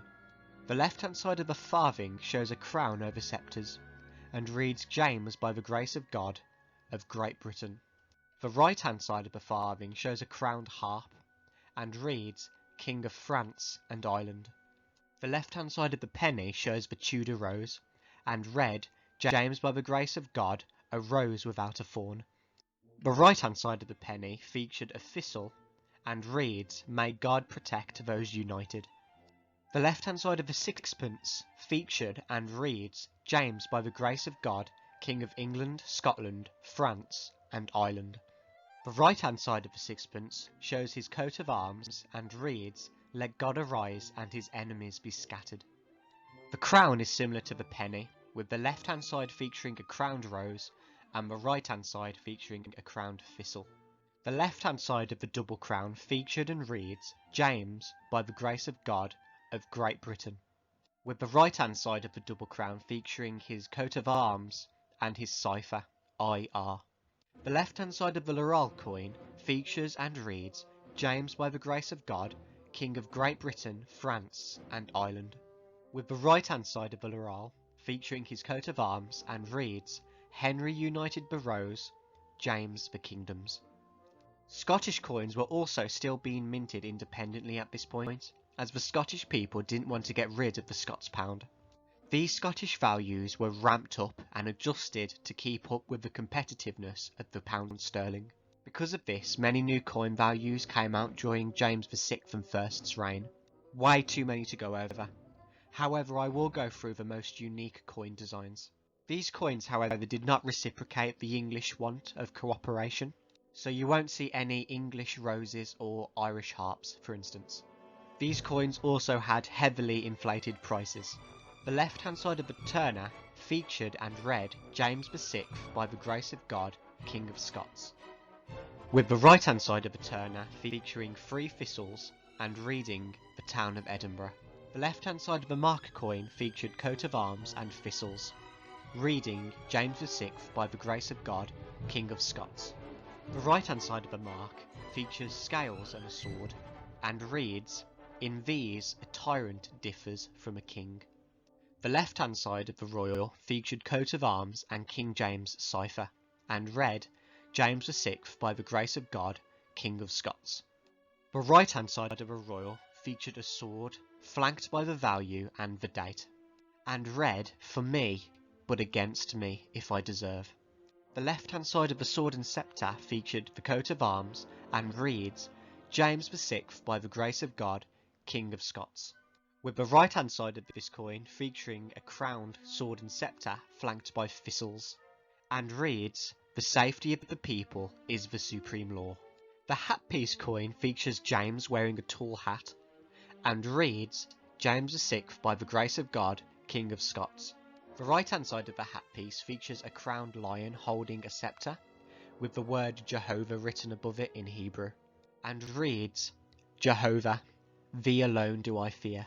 And here we have the £20 value, which just goes to show the amount of deflation happening in Scotland during this time.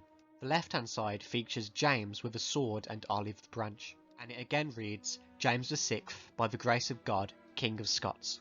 The right-hand side of the £20 coin featured the royal arms, and reads, To spare the humbled and subdue the proud. Charles I also introduced a huge amount of new coins, so I'll only be going over the most unique. Here are the pennies. The left-hand side of these coins all featured and read Charles II by the grace of God.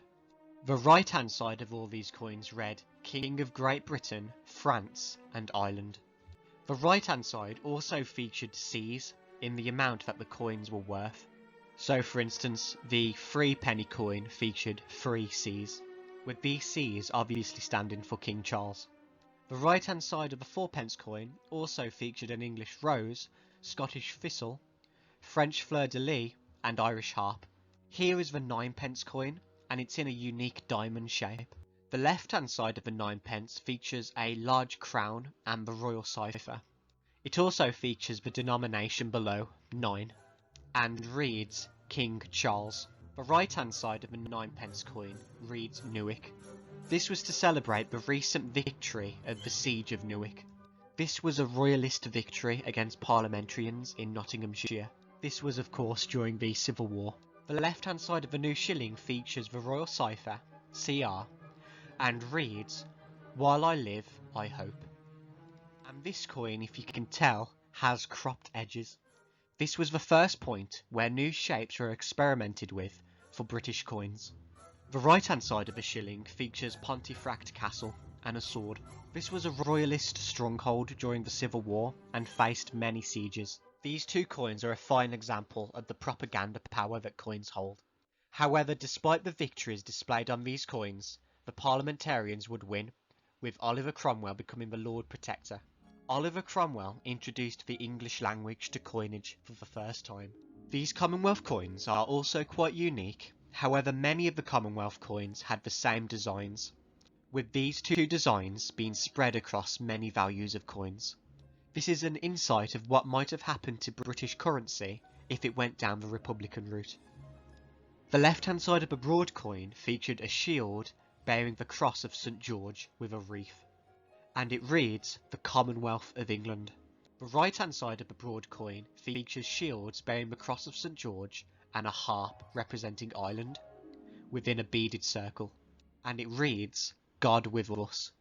The left hand side of the crown coin features and reads Oliver by the grace of God, Protector of the Republic of England, Scotland and Ireland. The right hand side of the crown coin features Oliver's coat of arms and reads Peace is sought through war. Republicanism, however, was short-lived, and the crown soon returned, represented by Charles II. And King Charles II wouldn't be the only person to make his return. The famed Britannia would also make her return, and has remained on British coinage ever since. The left-hand side of the halfpenny coin features and reads Charles, son of Charles. The left-hand side of the halfpenny featured a seated Britannia with a trident in her left hand and an olive branch in her right.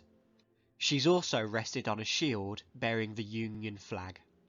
The left hand side of the crown coin features King Charles II with an elephant below him, and reads Charles II by the grace of God, with it continuing on the right hand side of the crown, King of Great Britain, France and Ireland. It also featured England represented by the 3 lions, Scotland represented by the lion, France represented by fleur-de-lis, and Ireland represented by the harp. These are in shields and are in a cross shape, and these are interlinked with the letter C, representing King Charles.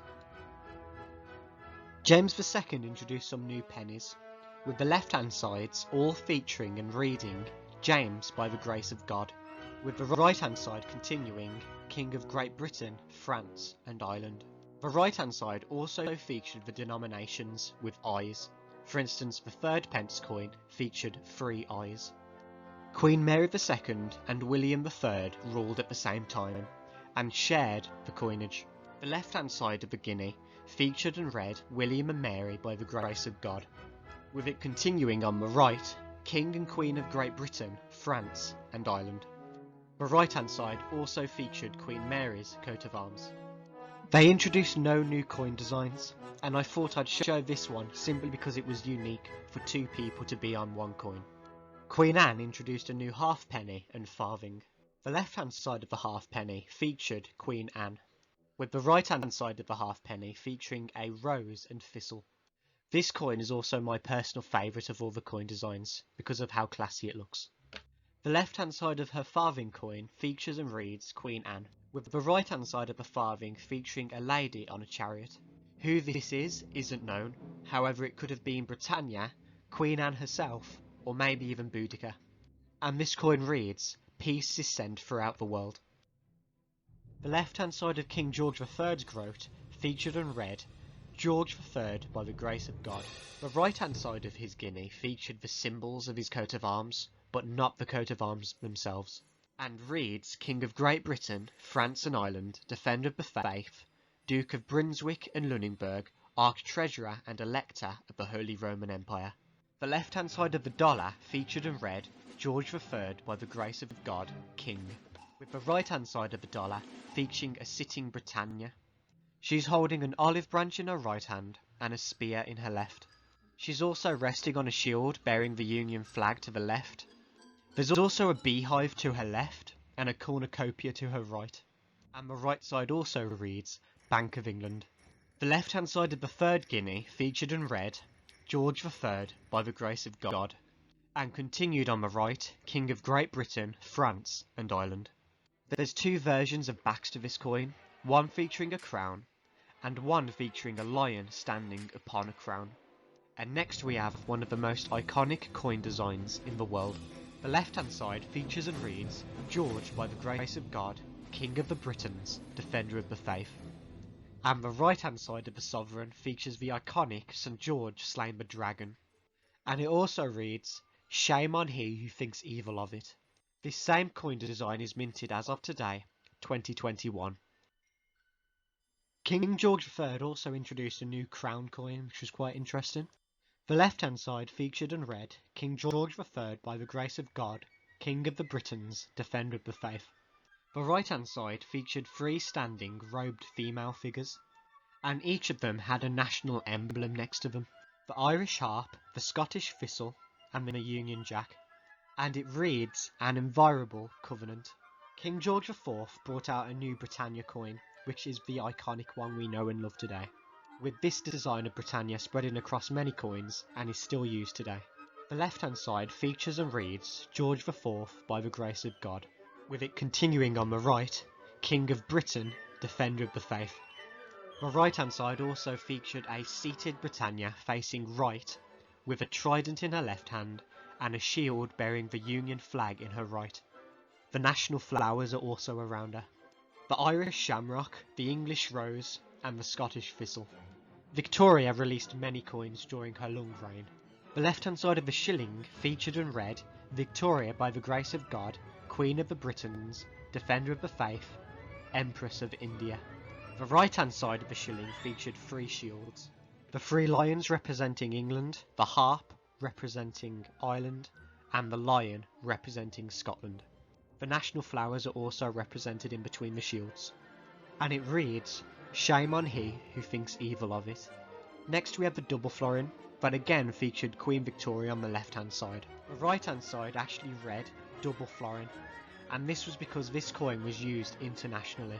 The left hand side of the crown featured and read, Victoria by the grace of God, Queen of Great Britain, Empress of India, with the right hand side of the crown featuring the royal arms, Scottish unicorn and English lion. This emblem would also become iconic and represents his or her majesty's government, and is still in use today. The left hand side of the £5 featured and read, Victoria by the grace of God, Queen of the Britons, Defender of the Faith. The right hand side of the £5 featured a crowned standing figure of Queen Victoria. Queen Victoria is in the image of Lady Honor and her lion. Lady Honor is from an epic English poem called The Fairy Queen, and Lady Honor's lion represents England. She's also holding an orb and sceptre, symbolising the divine right to rule. The left hand side of King Edward VII's florin featured and read, Edward VII by the grace of God, King of all the Britons, Defender of the Faith, Emperor of India. The right hand side features yet another design of Britannia. Here she's standing on a ship's bow holding a trident in her right hand and a shield bearing the Union flag in her left. Her gown is also flowing with the sea displayed behind her. And this coin is obviously heavily influenced by the song Britannia Rules the Waves. The left hand side of King George V's coins featured and read, George V by the grace of God, King of all the Britons, Defender of the Faith, Emperor of India. The right hand side of these new penny coins featured 3 oak spigs, with the amount of acorns grown from them depending on the denomination of the coin. So for instance the 3 penny coin has 3 acorns. The oak tree is the national tree of England. King George V also released 2 new crown designs. The left-hand side of these coins featured and read, George V, by the grace of God, King of all Britons, Defender of the Faith, Emperor of India. One of these featured a crown within a wreath, with roses and thistles around it. The second featured an Art Deco design of St George slaying the dragon. Although Edward VIII had a short reign, some unique looking coins did come out during his reign. The left-hand side of this farthing featured and read, Edward VIII, by the grace of God, King of all Britons, Defender of the Faith, Emperor of India, with the right-hand side of the farthing featuring a wren bird. The wren was put on the coin for 2 reasons. One, because it's Britain's smallest bird, and the farthing was Britain's smallest coin. It's also a more symbolic bird in Ireland, with the Day of Wren replacing Boxing Day. This is the day after Christmas, and on this day centuries ago, people used to hunt wren for sacrifice. The left-hand side of the halfpenny featured and read, Edward VIII, by the grace of God, King of all the Britons, Defender of the Faith, Emperor of India, with the right-hand side of the halfpenny featuring a ship in sail. The 3p and 6p coins both featured and read Edward VIII, by the grace of God, King of all Britons on the left-hand side, with it continuing Defender of the Faith, Emperor of India on the right. It also featured rings depending on the denomination of the coin, so the 3p coin featured 3 rings. The left-hand side of the shilling featured and read Edward VIII, by the grace of God, King of all Britons, with it continuing on the right Defender of the Faith, Emperor of India. The right-hand side of the shilling featured the Scottish crest. This includes the Scottish lion seated atop a Scottish crown, holding a sword and sceptre. There's also a saltire bearing a shield to the left, and a thistle to the right. The left-hand side of the 2 shillings coin again read Edward VIII, by the grace of God, King of all Britons, and again continuing on the right Defender of the Faith, Emperor of India. But the right-hand side of the 2 shillings coin represented more than just Scotland. It also represented the national flowers, representing all 3 nations, the English rose, the Scottish thistle, and the Irish shamrock. It also features a crown with an E and R flanking it, which was King Edward's cipher. King George VI continued all of his brother's designs. However, he did introduce a new design for the 3p coin. The left-hand side featured and read, George VI, by the grace of God, King of all Britons, with it continuing on the right, Defender of the Faith, Emperor of India, with the right-hand side also featuring St George's cross and a Tudor rose. This is his only unique design, most probably because Britain was a bit distracted during his reign. However, his daughter Elizabeth made up for her father's lack of designs. In fact, Elizabeth II has more unique designs than any of the others by quite a margin. During her reign, many new designs came out, and they continue to do so. Because of this, I'm not going to go over all of her coins. Instead, I'll only be going over the coins that went into general circulation. I'll be doing Royal Mint bullion coins later in this video.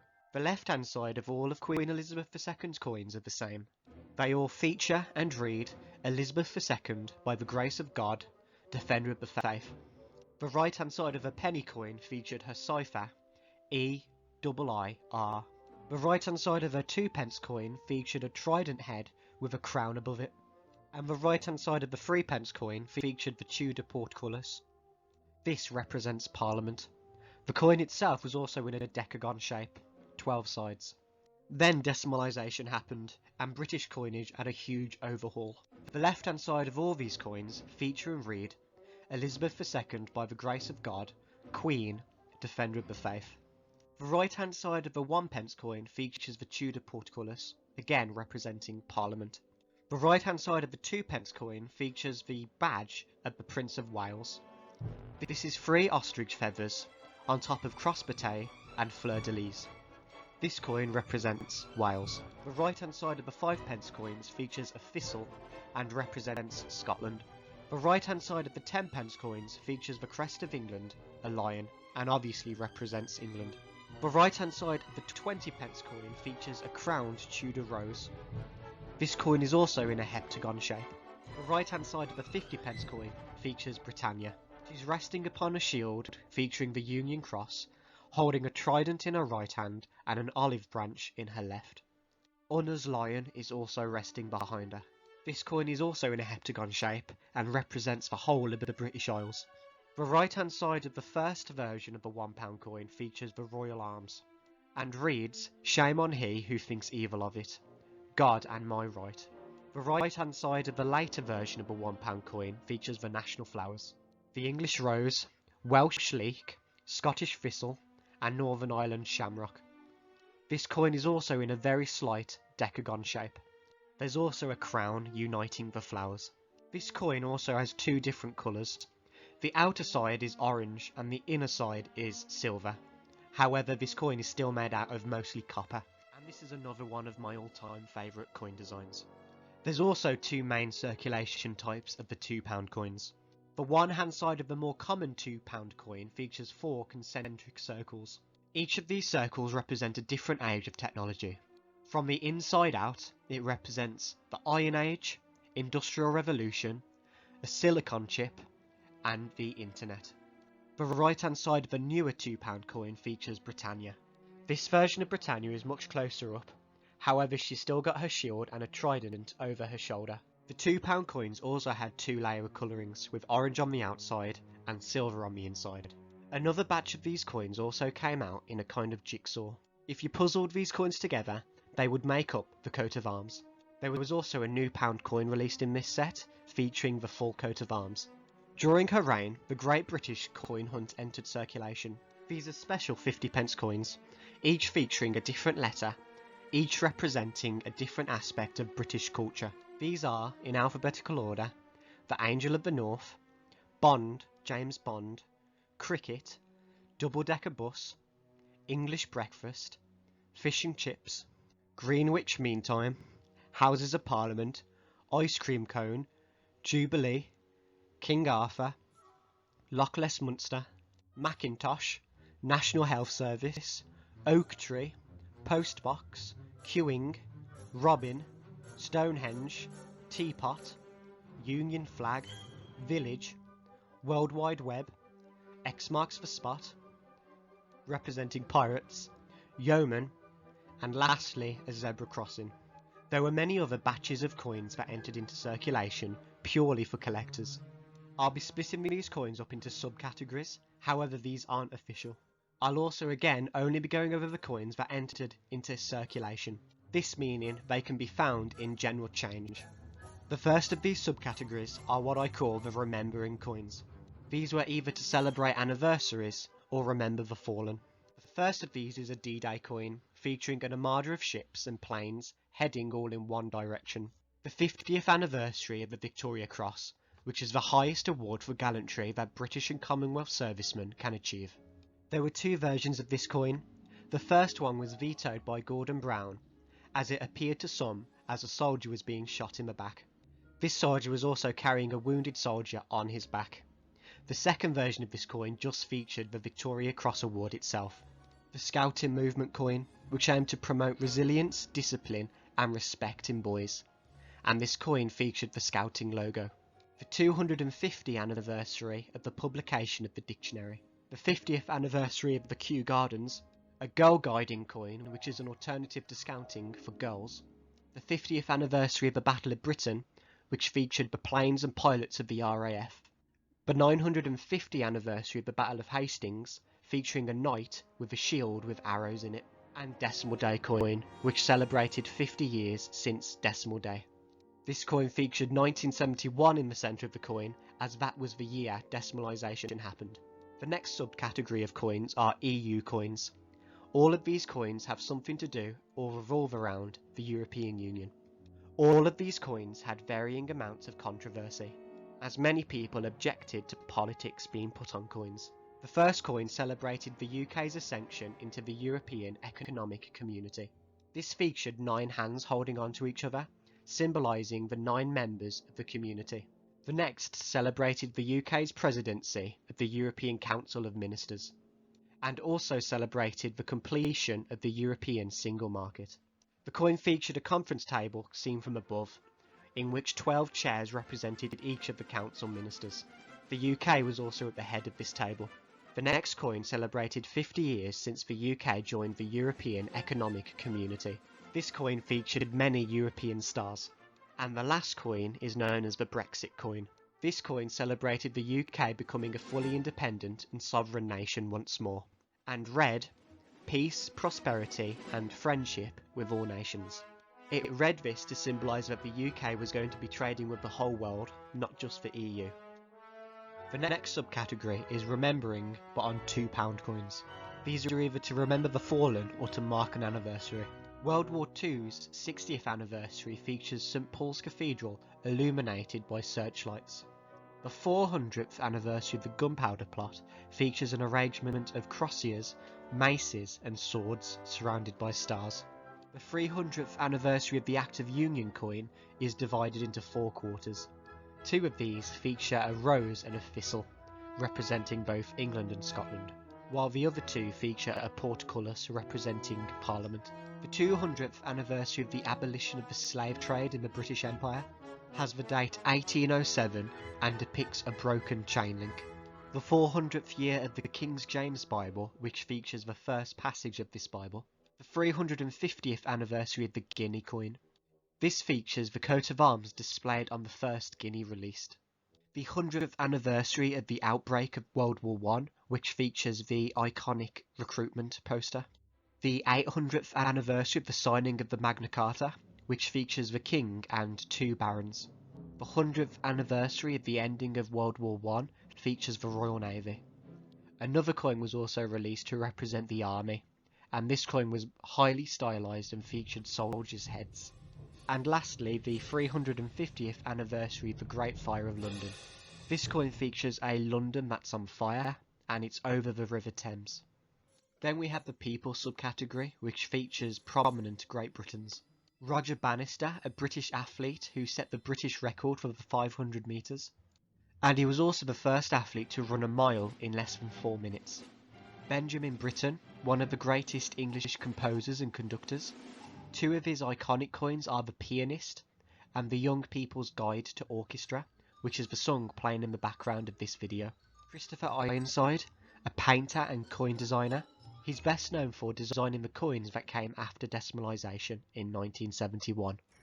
Sir Isaac Newton, one of the greatest mathematicians of all time. He was also a physicist, astronomer, theologian, author and master of the Royal Mint. He's best known for formulating the laws of motion and universal gravitation. Sir Arthur Conan Doyle, the author of Sherlock Holmes and one of the most important detective fictions in history and embedded into British culture. Robert Burns, one of the greatest poets of all time. 2 of his poems are To a Mouse and Red Red Rose.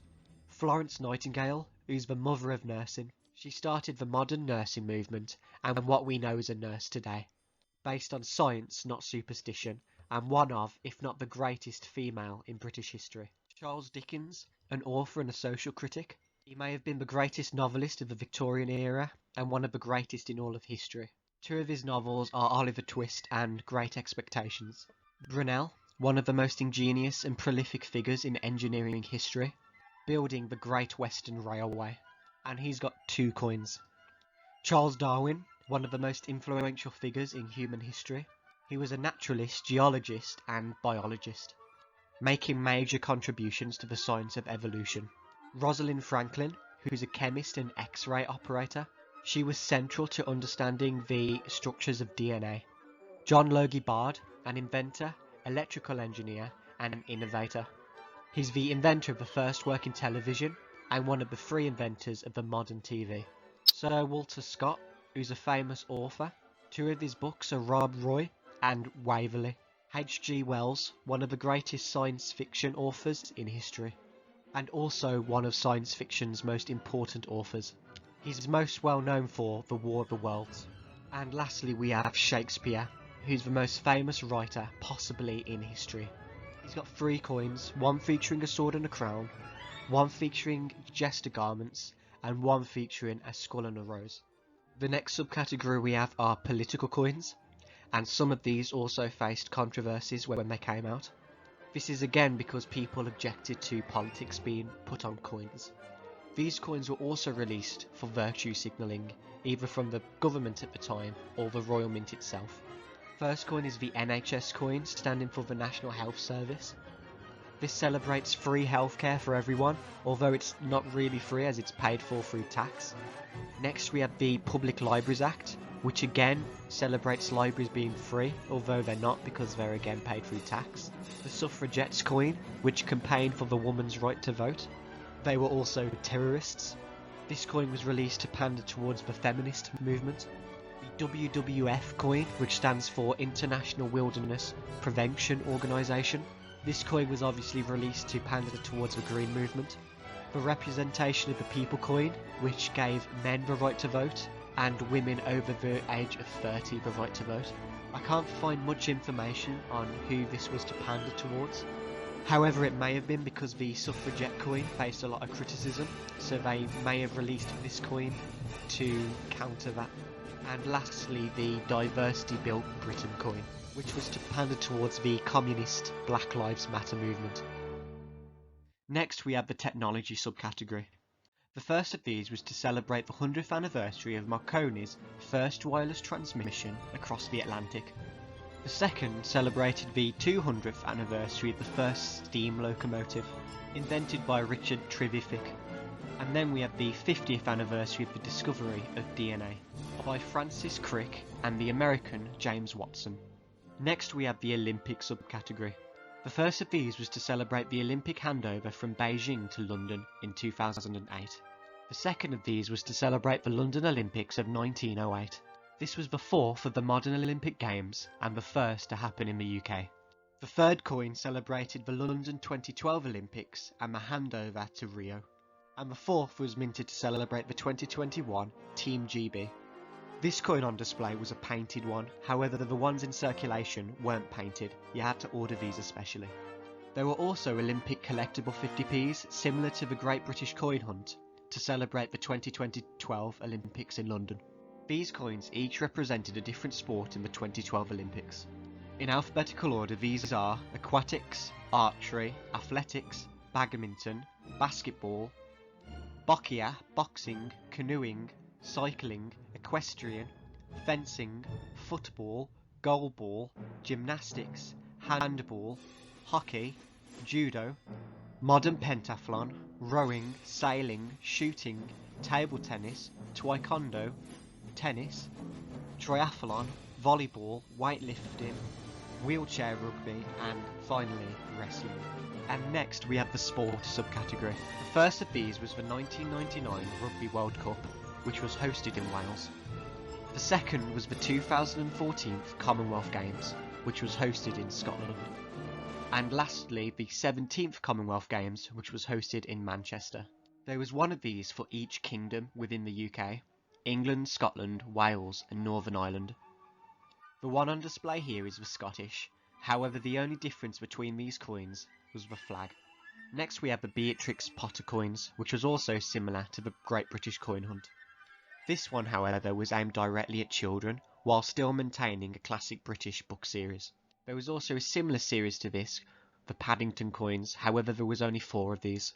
These also featured a great London landmark. These are Buckingham Palace, Paddington Station, the Tower of London and St Paul's Cathedral. Then we have the flower coins, each representing a different kingdom of the United Kingdom. The Scottish thistle, the Welsh leek, the Northern Ireland flax and the English oak. Then we have the similar category but featuring the animals. The Scottish lion rampart, the Welsh dragon, the Northern Ireland Celtic cross and the English free lions. Then we have another interesting subcategory which featured a famous bridge from each of the 4 kingdoms. The Scottish Forth Railway Bridge, the Welsh Menai Bridge, the Northern Ireland Egyptian Arch Bridge and the English Millennium Bridge. Then we have the Capital City subcategory, which features the 4 capital cities of the UK: Belfast, London, Cardiff and Edinburgh. They then minted a new updated flower series. These featured the English oak and rose, Welsh daffodil and leek, Northern Ireland flax and shamrock, and Scottish thistle and bluebell. Then we have 2 coins revolving around the sea. A coin featuring the Mary Rose, which was a warship of the English Tudor Navy under King Henry VIII. and a coin celebrating the Trinity Lighthouse. This is the official lighthouse authority in England, Wales, the Channel Islands and Gibraltar. We also have 2 coins celebrating for some reason the London Underground. One of these features a train and the other a roundel. Then we have 2 more series, similar to the Great British Coin Hunt and again aimed directly at children. The first of these was the Dinosaur series. There were 6 of these coins, however only 3 of them entered into circulation. These coins also celebrated dinosaurs that Britons had discovered. These are the Megalosaurus, the Iguanodon and the Haliosaurus. And again these special painted ones needed to be ordered from the Royal Mint especially. The second of these was celebrating Winnie the Pooh. These featured Pooh Bear, Christopher Robin and Piglet. Next we have the Snowman coins, and I'm featuring them all here for simplicity.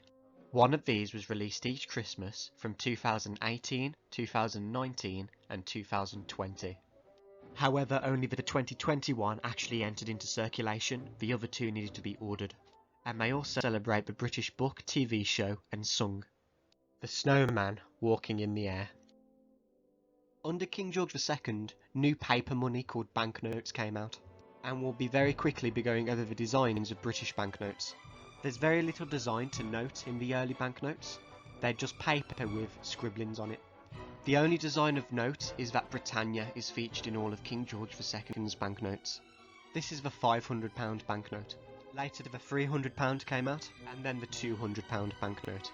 This is the £90, the £80, £70, £60, the £100 banknote, and from this point banknotes got slightly narrower. The £50, £40, £30, £20, £15, and finally the £10. Under King William IV, this new £20 note came out. Under King George III, this £5 note came out, and this £2 note, and also this £1 note, which was nicknamed the Bradbury. It got this name because of the signature of Sir John Bradbury on every note. He was the permanent secretary of the Treasury at the time. Starting from this £1 note, the banknotes were the same size as we have nowadays, and they were also printed on postage stamp paper. King George III's notes no longer feature Britannia, and instead feature a portrait of himself. They also feature an elongated pound sign. It was also slightly transparent, with no design on the back. This was an advanced counterfeiting measure for the time. And as you can see here, they also experimented with using different coloured ink. This is the 10 shilling banknote, and this is the £1 banknote. This was the first banknote to actually be printed on banknote paper. This no longer has the elongated pound sign design. And lastly, it set out the common banknote layout that is still used to this day. This came out with another 10 shilling redesign, and yet another redesign happened under King George III. The front of these banknotes still featured a portrait of the king, however it also featured St George slaying a dragon.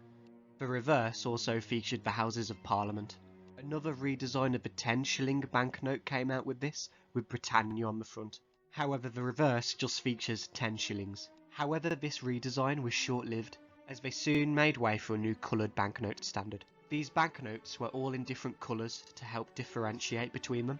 The front side featured the old design of Britannia featured on earlier banknotes, with the reverse side featuring ornate leaves. This is the red 10 shilling, the green £1, the blue £1, which was an emergency wartime issue, and from this point onwards, metal thread was also incorporated into the banknotes for the first time, this as a security feature. The reverse hand side of this also features St George slaying the dragon, also featuring the Bank of England along the top, and the purple 10 shilling, which was also an emergency wartime issue. This stayed the same until George VI, who released a new standard. The front side of this featured a helmeted Britannia to the left, and St George slaying the dragon at the bottom. The reverse featured the Lion of Honour holding a key. This design lasted for 15 years until a new standard was created. These were Queen Elizabeth II's first standard. This is the £1 banknote, and featured Queen Elizabeth II on the front, with the back featuring Britannia. The 10 shillings banknote was the same, but printed in red instead of green. And so was the blue £5 banknote. However, all of these banknotes had slightly different designs of Britannia, but none of them that notable. The £10 banknote was a multicoloured pale colour. with the front featuring Queen Elizabeth II and the back featuring a lion. There is also a tiny Britannia on the front of the banknote, but she's not the main point of interest. Things changed significantly with decimalisation. From this point onwards, banknotes would now feature Great Britons on them as well as the monarch. The first of these Great Britons was William Shakespeare, who we've been over before. So if I don't say anything about the Great Britain, it doesn't mean they haven't done anything, it just means that they've appeared on a coin before. So I'll only be going over Great Britons that have been newly added to banknotes. These banknotes were also printed on new threaded paper. The front of this banknote also features St George slaying the dragon in a stained glass window style, and a tiny Britannia. The reverse features a statue of William Shakespeare and a play of Romeo and Juliet in a stained glass window style. The second of these was the £5 Duke of Wellington, who was the former Prime Minister of the UK, a soldier, one of the greatest strategic minds in history, beating Napoleon. The front hand side features Queen Elizabeth II and an angel on a chariot, with a small Britannia at the bottom, with the reverse featuring Sir Arthur Wesley, the Duke of Wellington, and a battle scene in Spain in the centre. This is because much of the Napoleonic Wars for the Duke of Wellington was spent in Spain, helping the Spanish fight off Napoleon. The £10 note features Florence Nightingale. The front hand side features Queen Elizabeth II, a floral pattern, and a tiny Britannia, with the reverse featuring Florence Nightingale in a hospital holding a lamp. Next we have the £1 Isaac Newton. The front hand side features Queen Elizabeth II and Greek symbols such as the Asclepius cross meaning healing, and also a tiny Britannia, with the right hand side featuring Isaac Newton, a telescope and some mathematics. Then we have the £50 Sir Christopher Wren banknote. The front hand side features Queen Elizabeth II, a phoenix on fire and a tiny Britannia, with the right hand side featuring Sir Christopher Wren and St Paul's Cathedral in the background. Sir Christopher Wren himself was a British architect. He pretty much rebuilt London after the Great Fire, and also built St Paul's Cathedral, which is his best known work. St Paul's Cathedral is also considered one of the most beautiful buildings in the world. And finally, he's a huge influence on architects around the world to this day. And then banknotes got yet another new standard. These banknotes were made with windowed thread, so they were slightly transparent. This is the George Stephenson £5 note. The front featured Queen Elizabeth II on the right and Britannia to the left, with the reverse featuring George Stephenson on the right and a rocket locomotive on the left. George Stephenson himself was a railway and industrial pioneer, and one of the key components for the Industrial Revolution. And then we have the Michael Faraday £20 note. The front again featured Queen Elizabeth II on the right and Britannia to the left. The reverse features Michael Faraday on the right and students in a lecture to the left. There's also a magno-electric spark apparatus he's showing to the students. Michael Faraday made huge contributions to electromagnetism and electrochemistry, and he's also one of the most influential scientists in history. Then we have the £10 Charles Dickens note, which yes, did come out after the £20 note. The front hand side features Queen Elizabeth II to the right and Britannia to the left, with the reverse featuring Charles Dickens to the right and a cricket match to the left. This is a cricket match from the Pickwick Papers, one of Charles Darwin's books. Then we have the £50 Sir John Houblon banknote. The front of this banknote yet again features Queen Elizabeth II on the right and Britannia to the left, with the reverse featuring John Houblon on the right and his house to the left. There's also a bank gatekeeper guarding the house. John Houblon was the first governor of the Bank of England and helped rebuild the Royal Navy. Then we have a whole new standard come out. This is the £20 Edward Elgar note. The front features Queen Elizabeth II on the right and a tiny Britannia to the left. The reverse features Edward Elgar to the right and Worcester Cathedral to the left. It also features St Cecilia to the left and an angel at the top. Edward Elgar is one of the greatest British composers in history. His best known works are the Pomp and Circumstance marches. And then we have the Elizabeth Fry £5 note. The front hand side yet again features Queen Elizabeth II on the right and a tiny Britannia to the left, with the reverse featuring Elizabeth Fry on the right and women and children in a workhouse to the left. Elizabeth Fry was a social reformer and known as the Angel of Prisons. She's best known for reforming prisons to help protect women and children from sexual exploitation. And then we have the £10 note, Charles Darwin. The front features Queen Elizabeth II on the right and a tiny Britannia to the left, with the reverse featuring Charles Darwin on the right and a hummingbird to the left. It also features Charles Darwin's own magnifying glass on the left looking at flowers, and HMS Beagle in the centre. And then we have the £20 Adam Smith banknote. The front hand side features Queen Elizabeth II on the right and the Bank of England in the centre. The reverse features Adam Smith on the left and workers in a pin factory in the centre. Adam Smith is known as the father of economics and capitalism. He was also a key figure in the Scottish Enlightenment and helped spread capitalism as we know it today. And then we have the Matthew Boulton and James Watt £50 note. The front hand side features Queen Elizabeth II on the right and the Bank of England in the centre. There is also a really tiny Britannia in the bottom left. The reverse features Matthew Boulton to the left and James Watt to the right. It also features the Soho Birmingham factory to the top and the Whitbread steam engine at the bottom. These two were partners and pioneers in creating steam engines. Matthew Boulton was a key manufacturer and opened many factories around Birmingham. James Watt created the most successful steam engine of the time, the Watt steam engine, with this engine itself being pivotal for the start of the Industrial Revolution. And now we have the current standard banknotes as of 2021. These banknotes were made out of polymer plastic for greater security. These banknotes also contain a huge amount of detail. Every pattern on these banknotes has some significance to the person on it. And because of this, I'm not going to go over every little design, I'm only going to go over the main bits. This is the £5 Winston Churchill banknote. The front of this banknote features Queen Victoria on the right and the Bank of England in the centre. It also features the Elizabeth Tower, also known as Big Ben, on the left, and also a tiny Britannia to the left. The reverse of this banknote features Winston Churchill on the right and the Palace of Westminster on the left. Winston Churchill is a former Prime Minister of the UK and saw us through World War II. He's also considered by many to be one of the greatest leaders of all time, and also the greatest British Prime Minister of all time.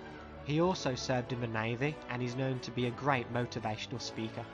And what he's most known for is leading the Allies to beating the Axis powers in World War II, leading to the downfalls of fascist dictatorships in Germany, Italy and Japan. He also started the special relationship between the United Kingdom and the United States of America. Next we have the £10 note, Florence Nightingale. The front hand side features Queen Elizabeth II on the right and the Bank of England in the centre. The left hand side also features Winchester Cathedral, which is where Jane Austen is buried, and a tiny Britannia to the bottom left. The reverse features Jane Austen to the right and Godmersham House to the left. Godmersham House was owned by Jane Austen's brother, and she wrote many of her novels here. Next we have the JMW Turner £20 banknote. The front of this banknote features Queen Elizabeth II on the right and the Bank of England to the centre. It also features Margate Lighthouse to the left and a tiny Britannia to the bottom left. Margate was one of William Turner's favourite places to paint in all of Europe. The Turner Contemporary can also be seen behind the Margate Lighthouse. This houses many of William Turner's paintings. The reverse of this banknote features William Turner to the right and his painting The Fighting Tambourine on the left. William Turner is one of the greatest Romanticism artists in the world and has made many important contributions to Romanticism paintings. He's also been voted Britain's favourite artist year after year according to polls. And the last Britain-wide banknote is the Alan Turing £50 note. The front of this banknote features Queen Elizabeth II to the right and the Bank of England to the centre. It also features a microchip to the left and a tiny Britannia in the bottom left corner. The reverse features Alan Turing on the right and the automatic computing engine to the left. This was the first general use computer ever created. Alan Turing was a mathematician who cracked the Nazi Enigma code. Some historians estimate that this ended World War II up to 5 years early. He also made huge contributions towards computer science and artificial intelligence, and also created the first concept for the modern computer. And here we have the banknotes unique to Scotland. The first of these banknotes were minted by the Bank of Scotland on their 300th anniversary. All of these notes feature Sir Walter Scott, a British novelist. However, they also feature a different sector on each note. The £5 note features the oil and energy sector. The £10 note features the distilling and brewing sector. The £20 note features the education and research sector. The £50 note features the art and culture sector. And finally, the £100 note features the leisure and tourism sector. And then the Bank of Scotland released the Bridges of Scotland series in 2007. All of these banknotes again feature Sir Walter Scott on the front, with the reverse featuring a different bridge from Scotland. The £5 note Brig O'Doon, the £10 note Glenfinnan Viaduct, the £20 Forth Bridge, the £50 Falkirk Wheel, and the £100 Keswick Bridge. And the Bank of Scotland also released a polymer series in 2016.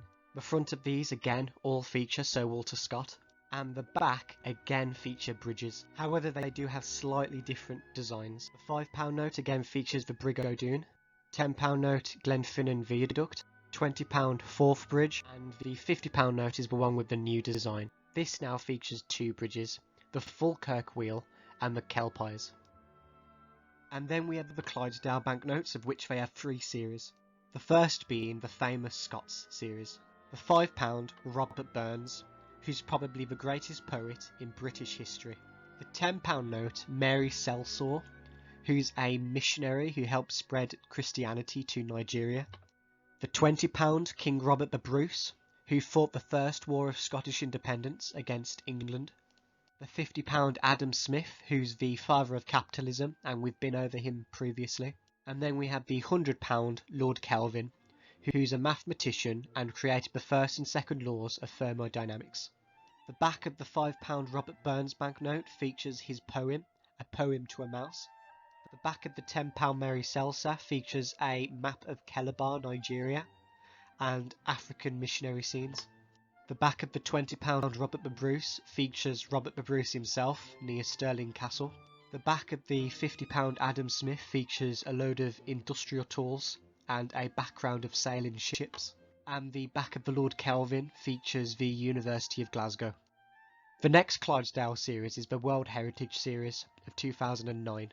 The £5 note Sir Alexa Fleming, who's a physician and microbiologist, who's most notably known for inventing the first vaccine. He's also probably saved hundreds of thousands of lives against polio. The £10 Robert Burns banknote, who we've been over before. The £20 King Robert the Bruce banknote, who we've been over before. Then we have a strange one, the £50 Elsie Inglis. She was a doctor and founder of many women's hospitals in Scotland. Then we have the £100 Charles René Mackintosh, who's an artist who's made important contributions towards Art Nouveau and Successionism. The back of the £5 Sir Alexander Fleming banknote features St Kilda. The back of the £10 Robert Burns features Edinburgh Old and New Towns. The back of the £20 Robert the Bruce features New Lanark. The back of the £50 Elsie Inglis features the Antonine Wall. And the back of the £100 Mackintosh features a Neolithic Orkney. The last series by the Clydesdale Bank was in 2015, however this was just a polymer upgrade. But there was one new design introduced in this, the new £5 note Sir William Arrol, who's a bridge builder, who's notably known for building the Forth Bridge. And the back of this banknote quite rightly features the Forth Bridge. Then we have the last Scottish bank, the Royal Bank of Scotland. They've released two series, the first of which was the Islay series in 1987. These were named after and founded by Lord Ailey, who was a soldier, lawyer, businessman and politician. He's also featured on the front of all of these banknotes. The back of these banknotes also feature a different Scottish castle. The back of the £1 banknote features Edinburgh Castle. The back of the £5 banknote features Culzean Castle. The back of the £10 banknote features Glamis Castle. The back of the £20 banknote features Broderick Castle. The back of the £50 banknote features Inverness Castle. And finally, the back of the £100 banknote features Balmoral Castle. Then we have the 2016 series called the Fabric of Nature. All of these are quite strange choices for the banknotes, as they're not that notable of people. And I can't find any information about why they were chosen. The only thing they all have in common are that they're women, so I don't know if that has something to do with it. My only guess is that they were narrowing it down to too few people, as they was not only looking for only Scottish people, but only Scottish women. First we have the £5 note Nan Shepherd, who's an author and a poet, most notably writing the Quarry Wood. Next we have the £10 note Mary Somerville, who's a scientist, writer and polymath. Then we have the £20 Catherine Cranston, who created tea rooms and is probably the most notable out of these four. And the £50 Flora Stevenson, who was a social worker who aided poor children, giving them an education. The back of these banknotes all feature a native animal to Scotland. The £5 note features a mackerel, the £10 note features otters, the £20 note features red squirrels, and the £50 note features osprey. The Bank of Ireland have only one series of banknote, and they've all got very little design on them. These are known as the Bushmill series, and they've come in both paper and polymer, with very little difference between the two. The front of these banknotes feature Lady Hibernia and the head of Medusa, with the back of the 5, 10, 20 and 50 banknotes each featuring the old Bushmill distillery. The back of the £100 banknote features Queen's University in Belfast. The First Trust Bank have 3 series, however they all share similar designs. The front of them all feature the typical Irish population. The £10 note features a middle-aged man, the £20 features a middle-aged woman, the £50 features an old man, and the £100 features an old man and woman. The back of the banknotes all feature significant parts of history for Northern Ireland. The £10 banknote features the Zerona, which is a Spanish ship that was sunk in County Antrim. The 20 features a chimney at Lasada Point. The 50 features the Spanish Armada that was defeated in 1588. This is displayed on a commemorative medal. And the £100 features the Spanish Armada that was defeated, but not on a medal. The next series is known as the Allied Irish Banknotes plc, however they're just slight redesigns. There's now a £5 banknote that features a young lady, and the £10 banknote still features the middle-aged man. The back of the £5 banknote features Dunlos Castle, with the back of the £10 getting a redesign. It still features the Zerona Spanish ship, however now it's clearly sinking. The other banknotes got very little to no design changes. The third series introduced one new note. This is the £1 note and features a young boy, with the back of this banknote again featuring the Zerona sailing, which was the older £10 design. The Northern Bank only have one series of banknotes, each of them featuring a great Northern Irishman. The £10 note features John Boyd Dunlop, who was an inventor and veterinary surgeon who made contributions to inventing rubber. The £20 note features Harry Ferguson, who made contributions towards inventing the modern agricultural tractor. The £50 features Samuel Cleland Davidson, who invented air conditioning. The £100 features James Martin, who made contributions towards inventing ejection chairs. The back of these banknotes all feature the City Hall of Belfast, including the pediment, dome and tower. The Ulster Bank have 2 series, the first of which is extremely simple in design, there being only one design spread across many banknotes. The front of these feature Belfast Harbour, the Giant's Causeway and flax flowers, with the back of them featuring the Ulster Bank coat of arms. And then we have the Ulster Bank Polymer series, these probably being my favourite banknotes. They all feature cultural aspects and the countryside itself of Northern Ireland. Like the British-wide polymer banknotes, these are full of details and I can't go over all of them, so I'll only be pointing out the main bits. These banknotes are displayed portrait rather than landscape. The £5 note features fuchsia flowers and a butterfly. The top of the banknote features a Brent geese. Just below the geese, there's a bird's eye view shot of Strandford Loch. The £10 note features Guelder rose shrubs and a butterfly. The top features an Irish hare, and just below there's a bird's eye view of Loch Earn. The £20 features hawthorn flowers and a butterfly. The top features eels, and just below there's a bird's eye view of Loch Ness. The back of the £5 note features families walking along a beach. The back of the £10 note features a horse-drawn plough and farmers. And finally, the £20 features images of Londonderry's world-famous Halloween celebrations, its street entertainers and its audience. Between 1922 and 1937, the Irish Free State had their own coins. They all used British coins as a template and was pegged to the pound sterling. They were also still minted in the Royal Mint and designed by an Englishman, Percy Metcalfe. This is because many nationalities designed Irish coins and submitted them into a competition. However, their nationalities were kept anonymous, and Percy Mountcalf ended up winning. And as he was English, this obviously annoyed a lot of Irish nationalists. The front of all these coins were the same and is displayed below. It simply features a Gaelic harp with the date it was minted and Aya to the left.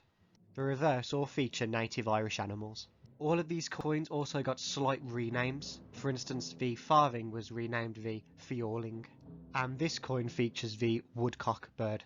The halfpenny was renamed the half-piggin and features a pig and its litter. The penny was renamed the piggin and features a hen with its chicks. And the threepence was renamed the three piggin and it features the Irish hare. The sixpence was renamed the six piggin and featured an Irish wolfhound. The shilling was renamed the skilling and features a bull.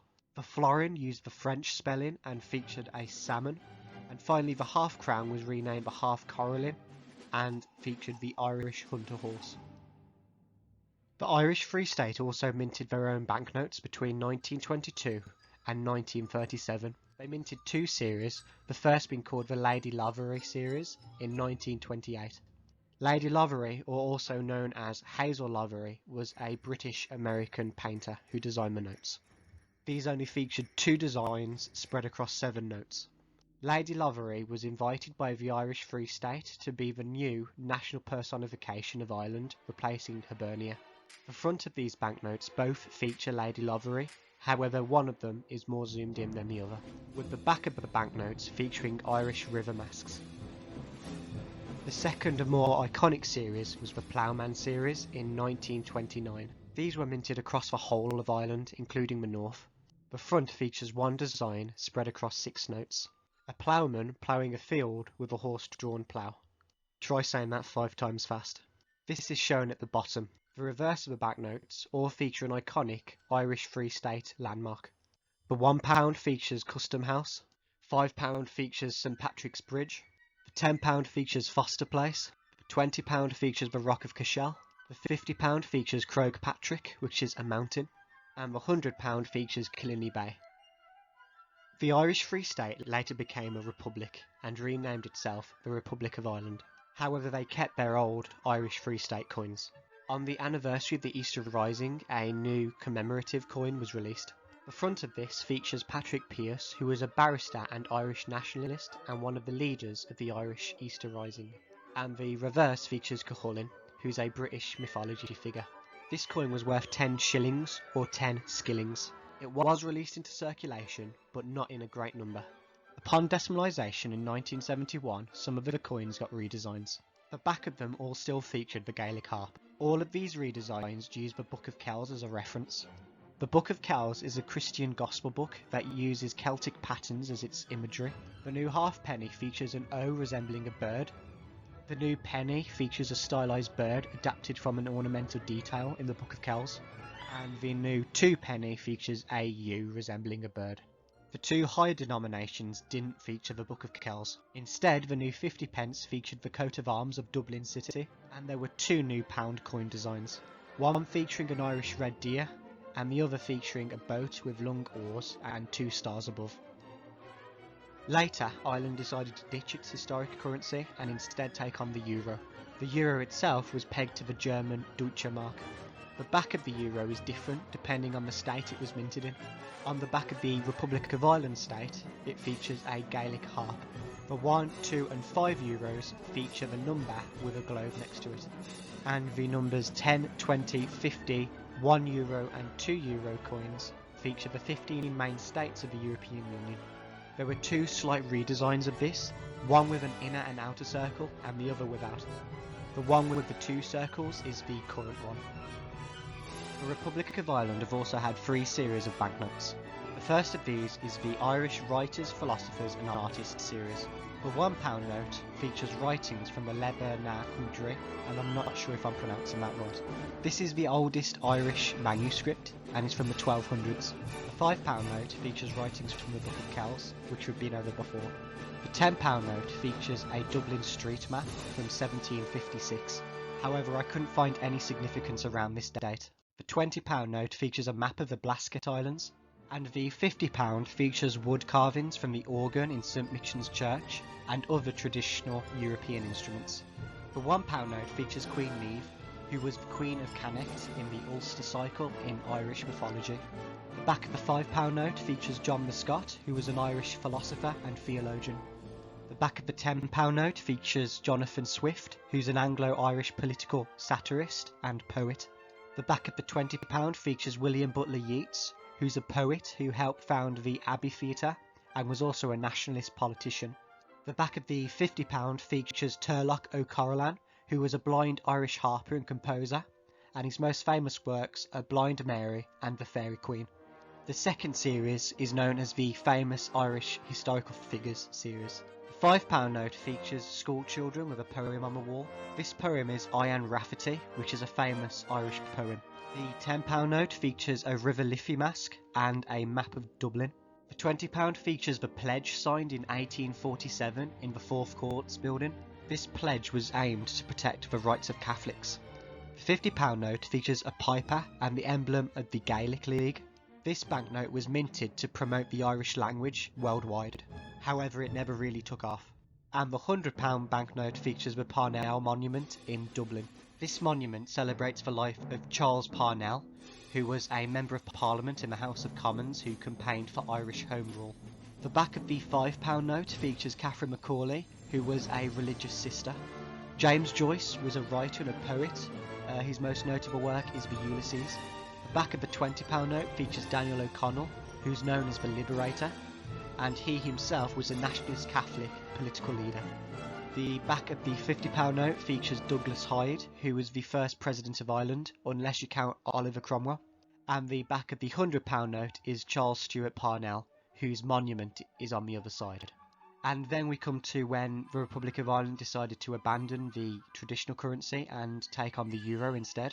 These European banknotes are used across most of the EU and feature buildings based on architecture.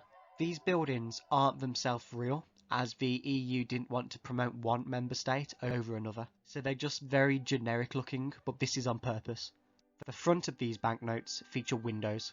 The €5 features a classical window, the €10 features a Romanesque window, the €20 features a Gothic window, the €50 features a Renaissance window, the €100 features a Brosque and Rococo window, and the €200 features an iron and glass or just an industrial window.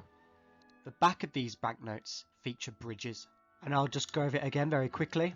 5 is classical, 10 is Romanesque, 20 is Gothic, 50 is Renaissance, 100 is Brosque, and 200 is industrial. These banknotes also got very slight redesigns, and I'll show them now very quickly. As you can see, there's very little to no difference in these. They look more like sketches this time, and they're more on an angle. And you can see the same thing here with the bridges. However, by this time, the Netherlands had slyly built these bridges in their own nation, so the Republic of Irish banknotes now feature Dutch bridges. With this new wave came the €500 denomination, and this features modern architecture, a modern window and bridge. Which now brings us on to the last stretch, royal bullion coins that did not enter into circulation. These coins needed to be ordered directly from the Royal Mint and are mostly there for collectors. These coins are also highly sought after by investors as they go up in price significantly. I'm not going to be going over every single coin because I'd be here all day. However, I will be going over the different types of collections they do. It should be noted that these coins can also be used as actual coins, but they're worth much more, so it would be very silly to use them as actual coins. People from across the whole world collect Royal Mint coins due to their renown and super high quality. All of these coins feature designs that are based on British culture and or tradition and come in 7 main categories. The first being British interest. Here are 3 examples. The first was minted for the gold standard anniversary. The second features the Royal Albert Hall, and the third features the Royal Academy. Second, we have the music legends. Here are 3 examples. First is David Bowie, second is Queen, and third is the Beatles, which features John Lennon. Third, we have the childhood characters collection.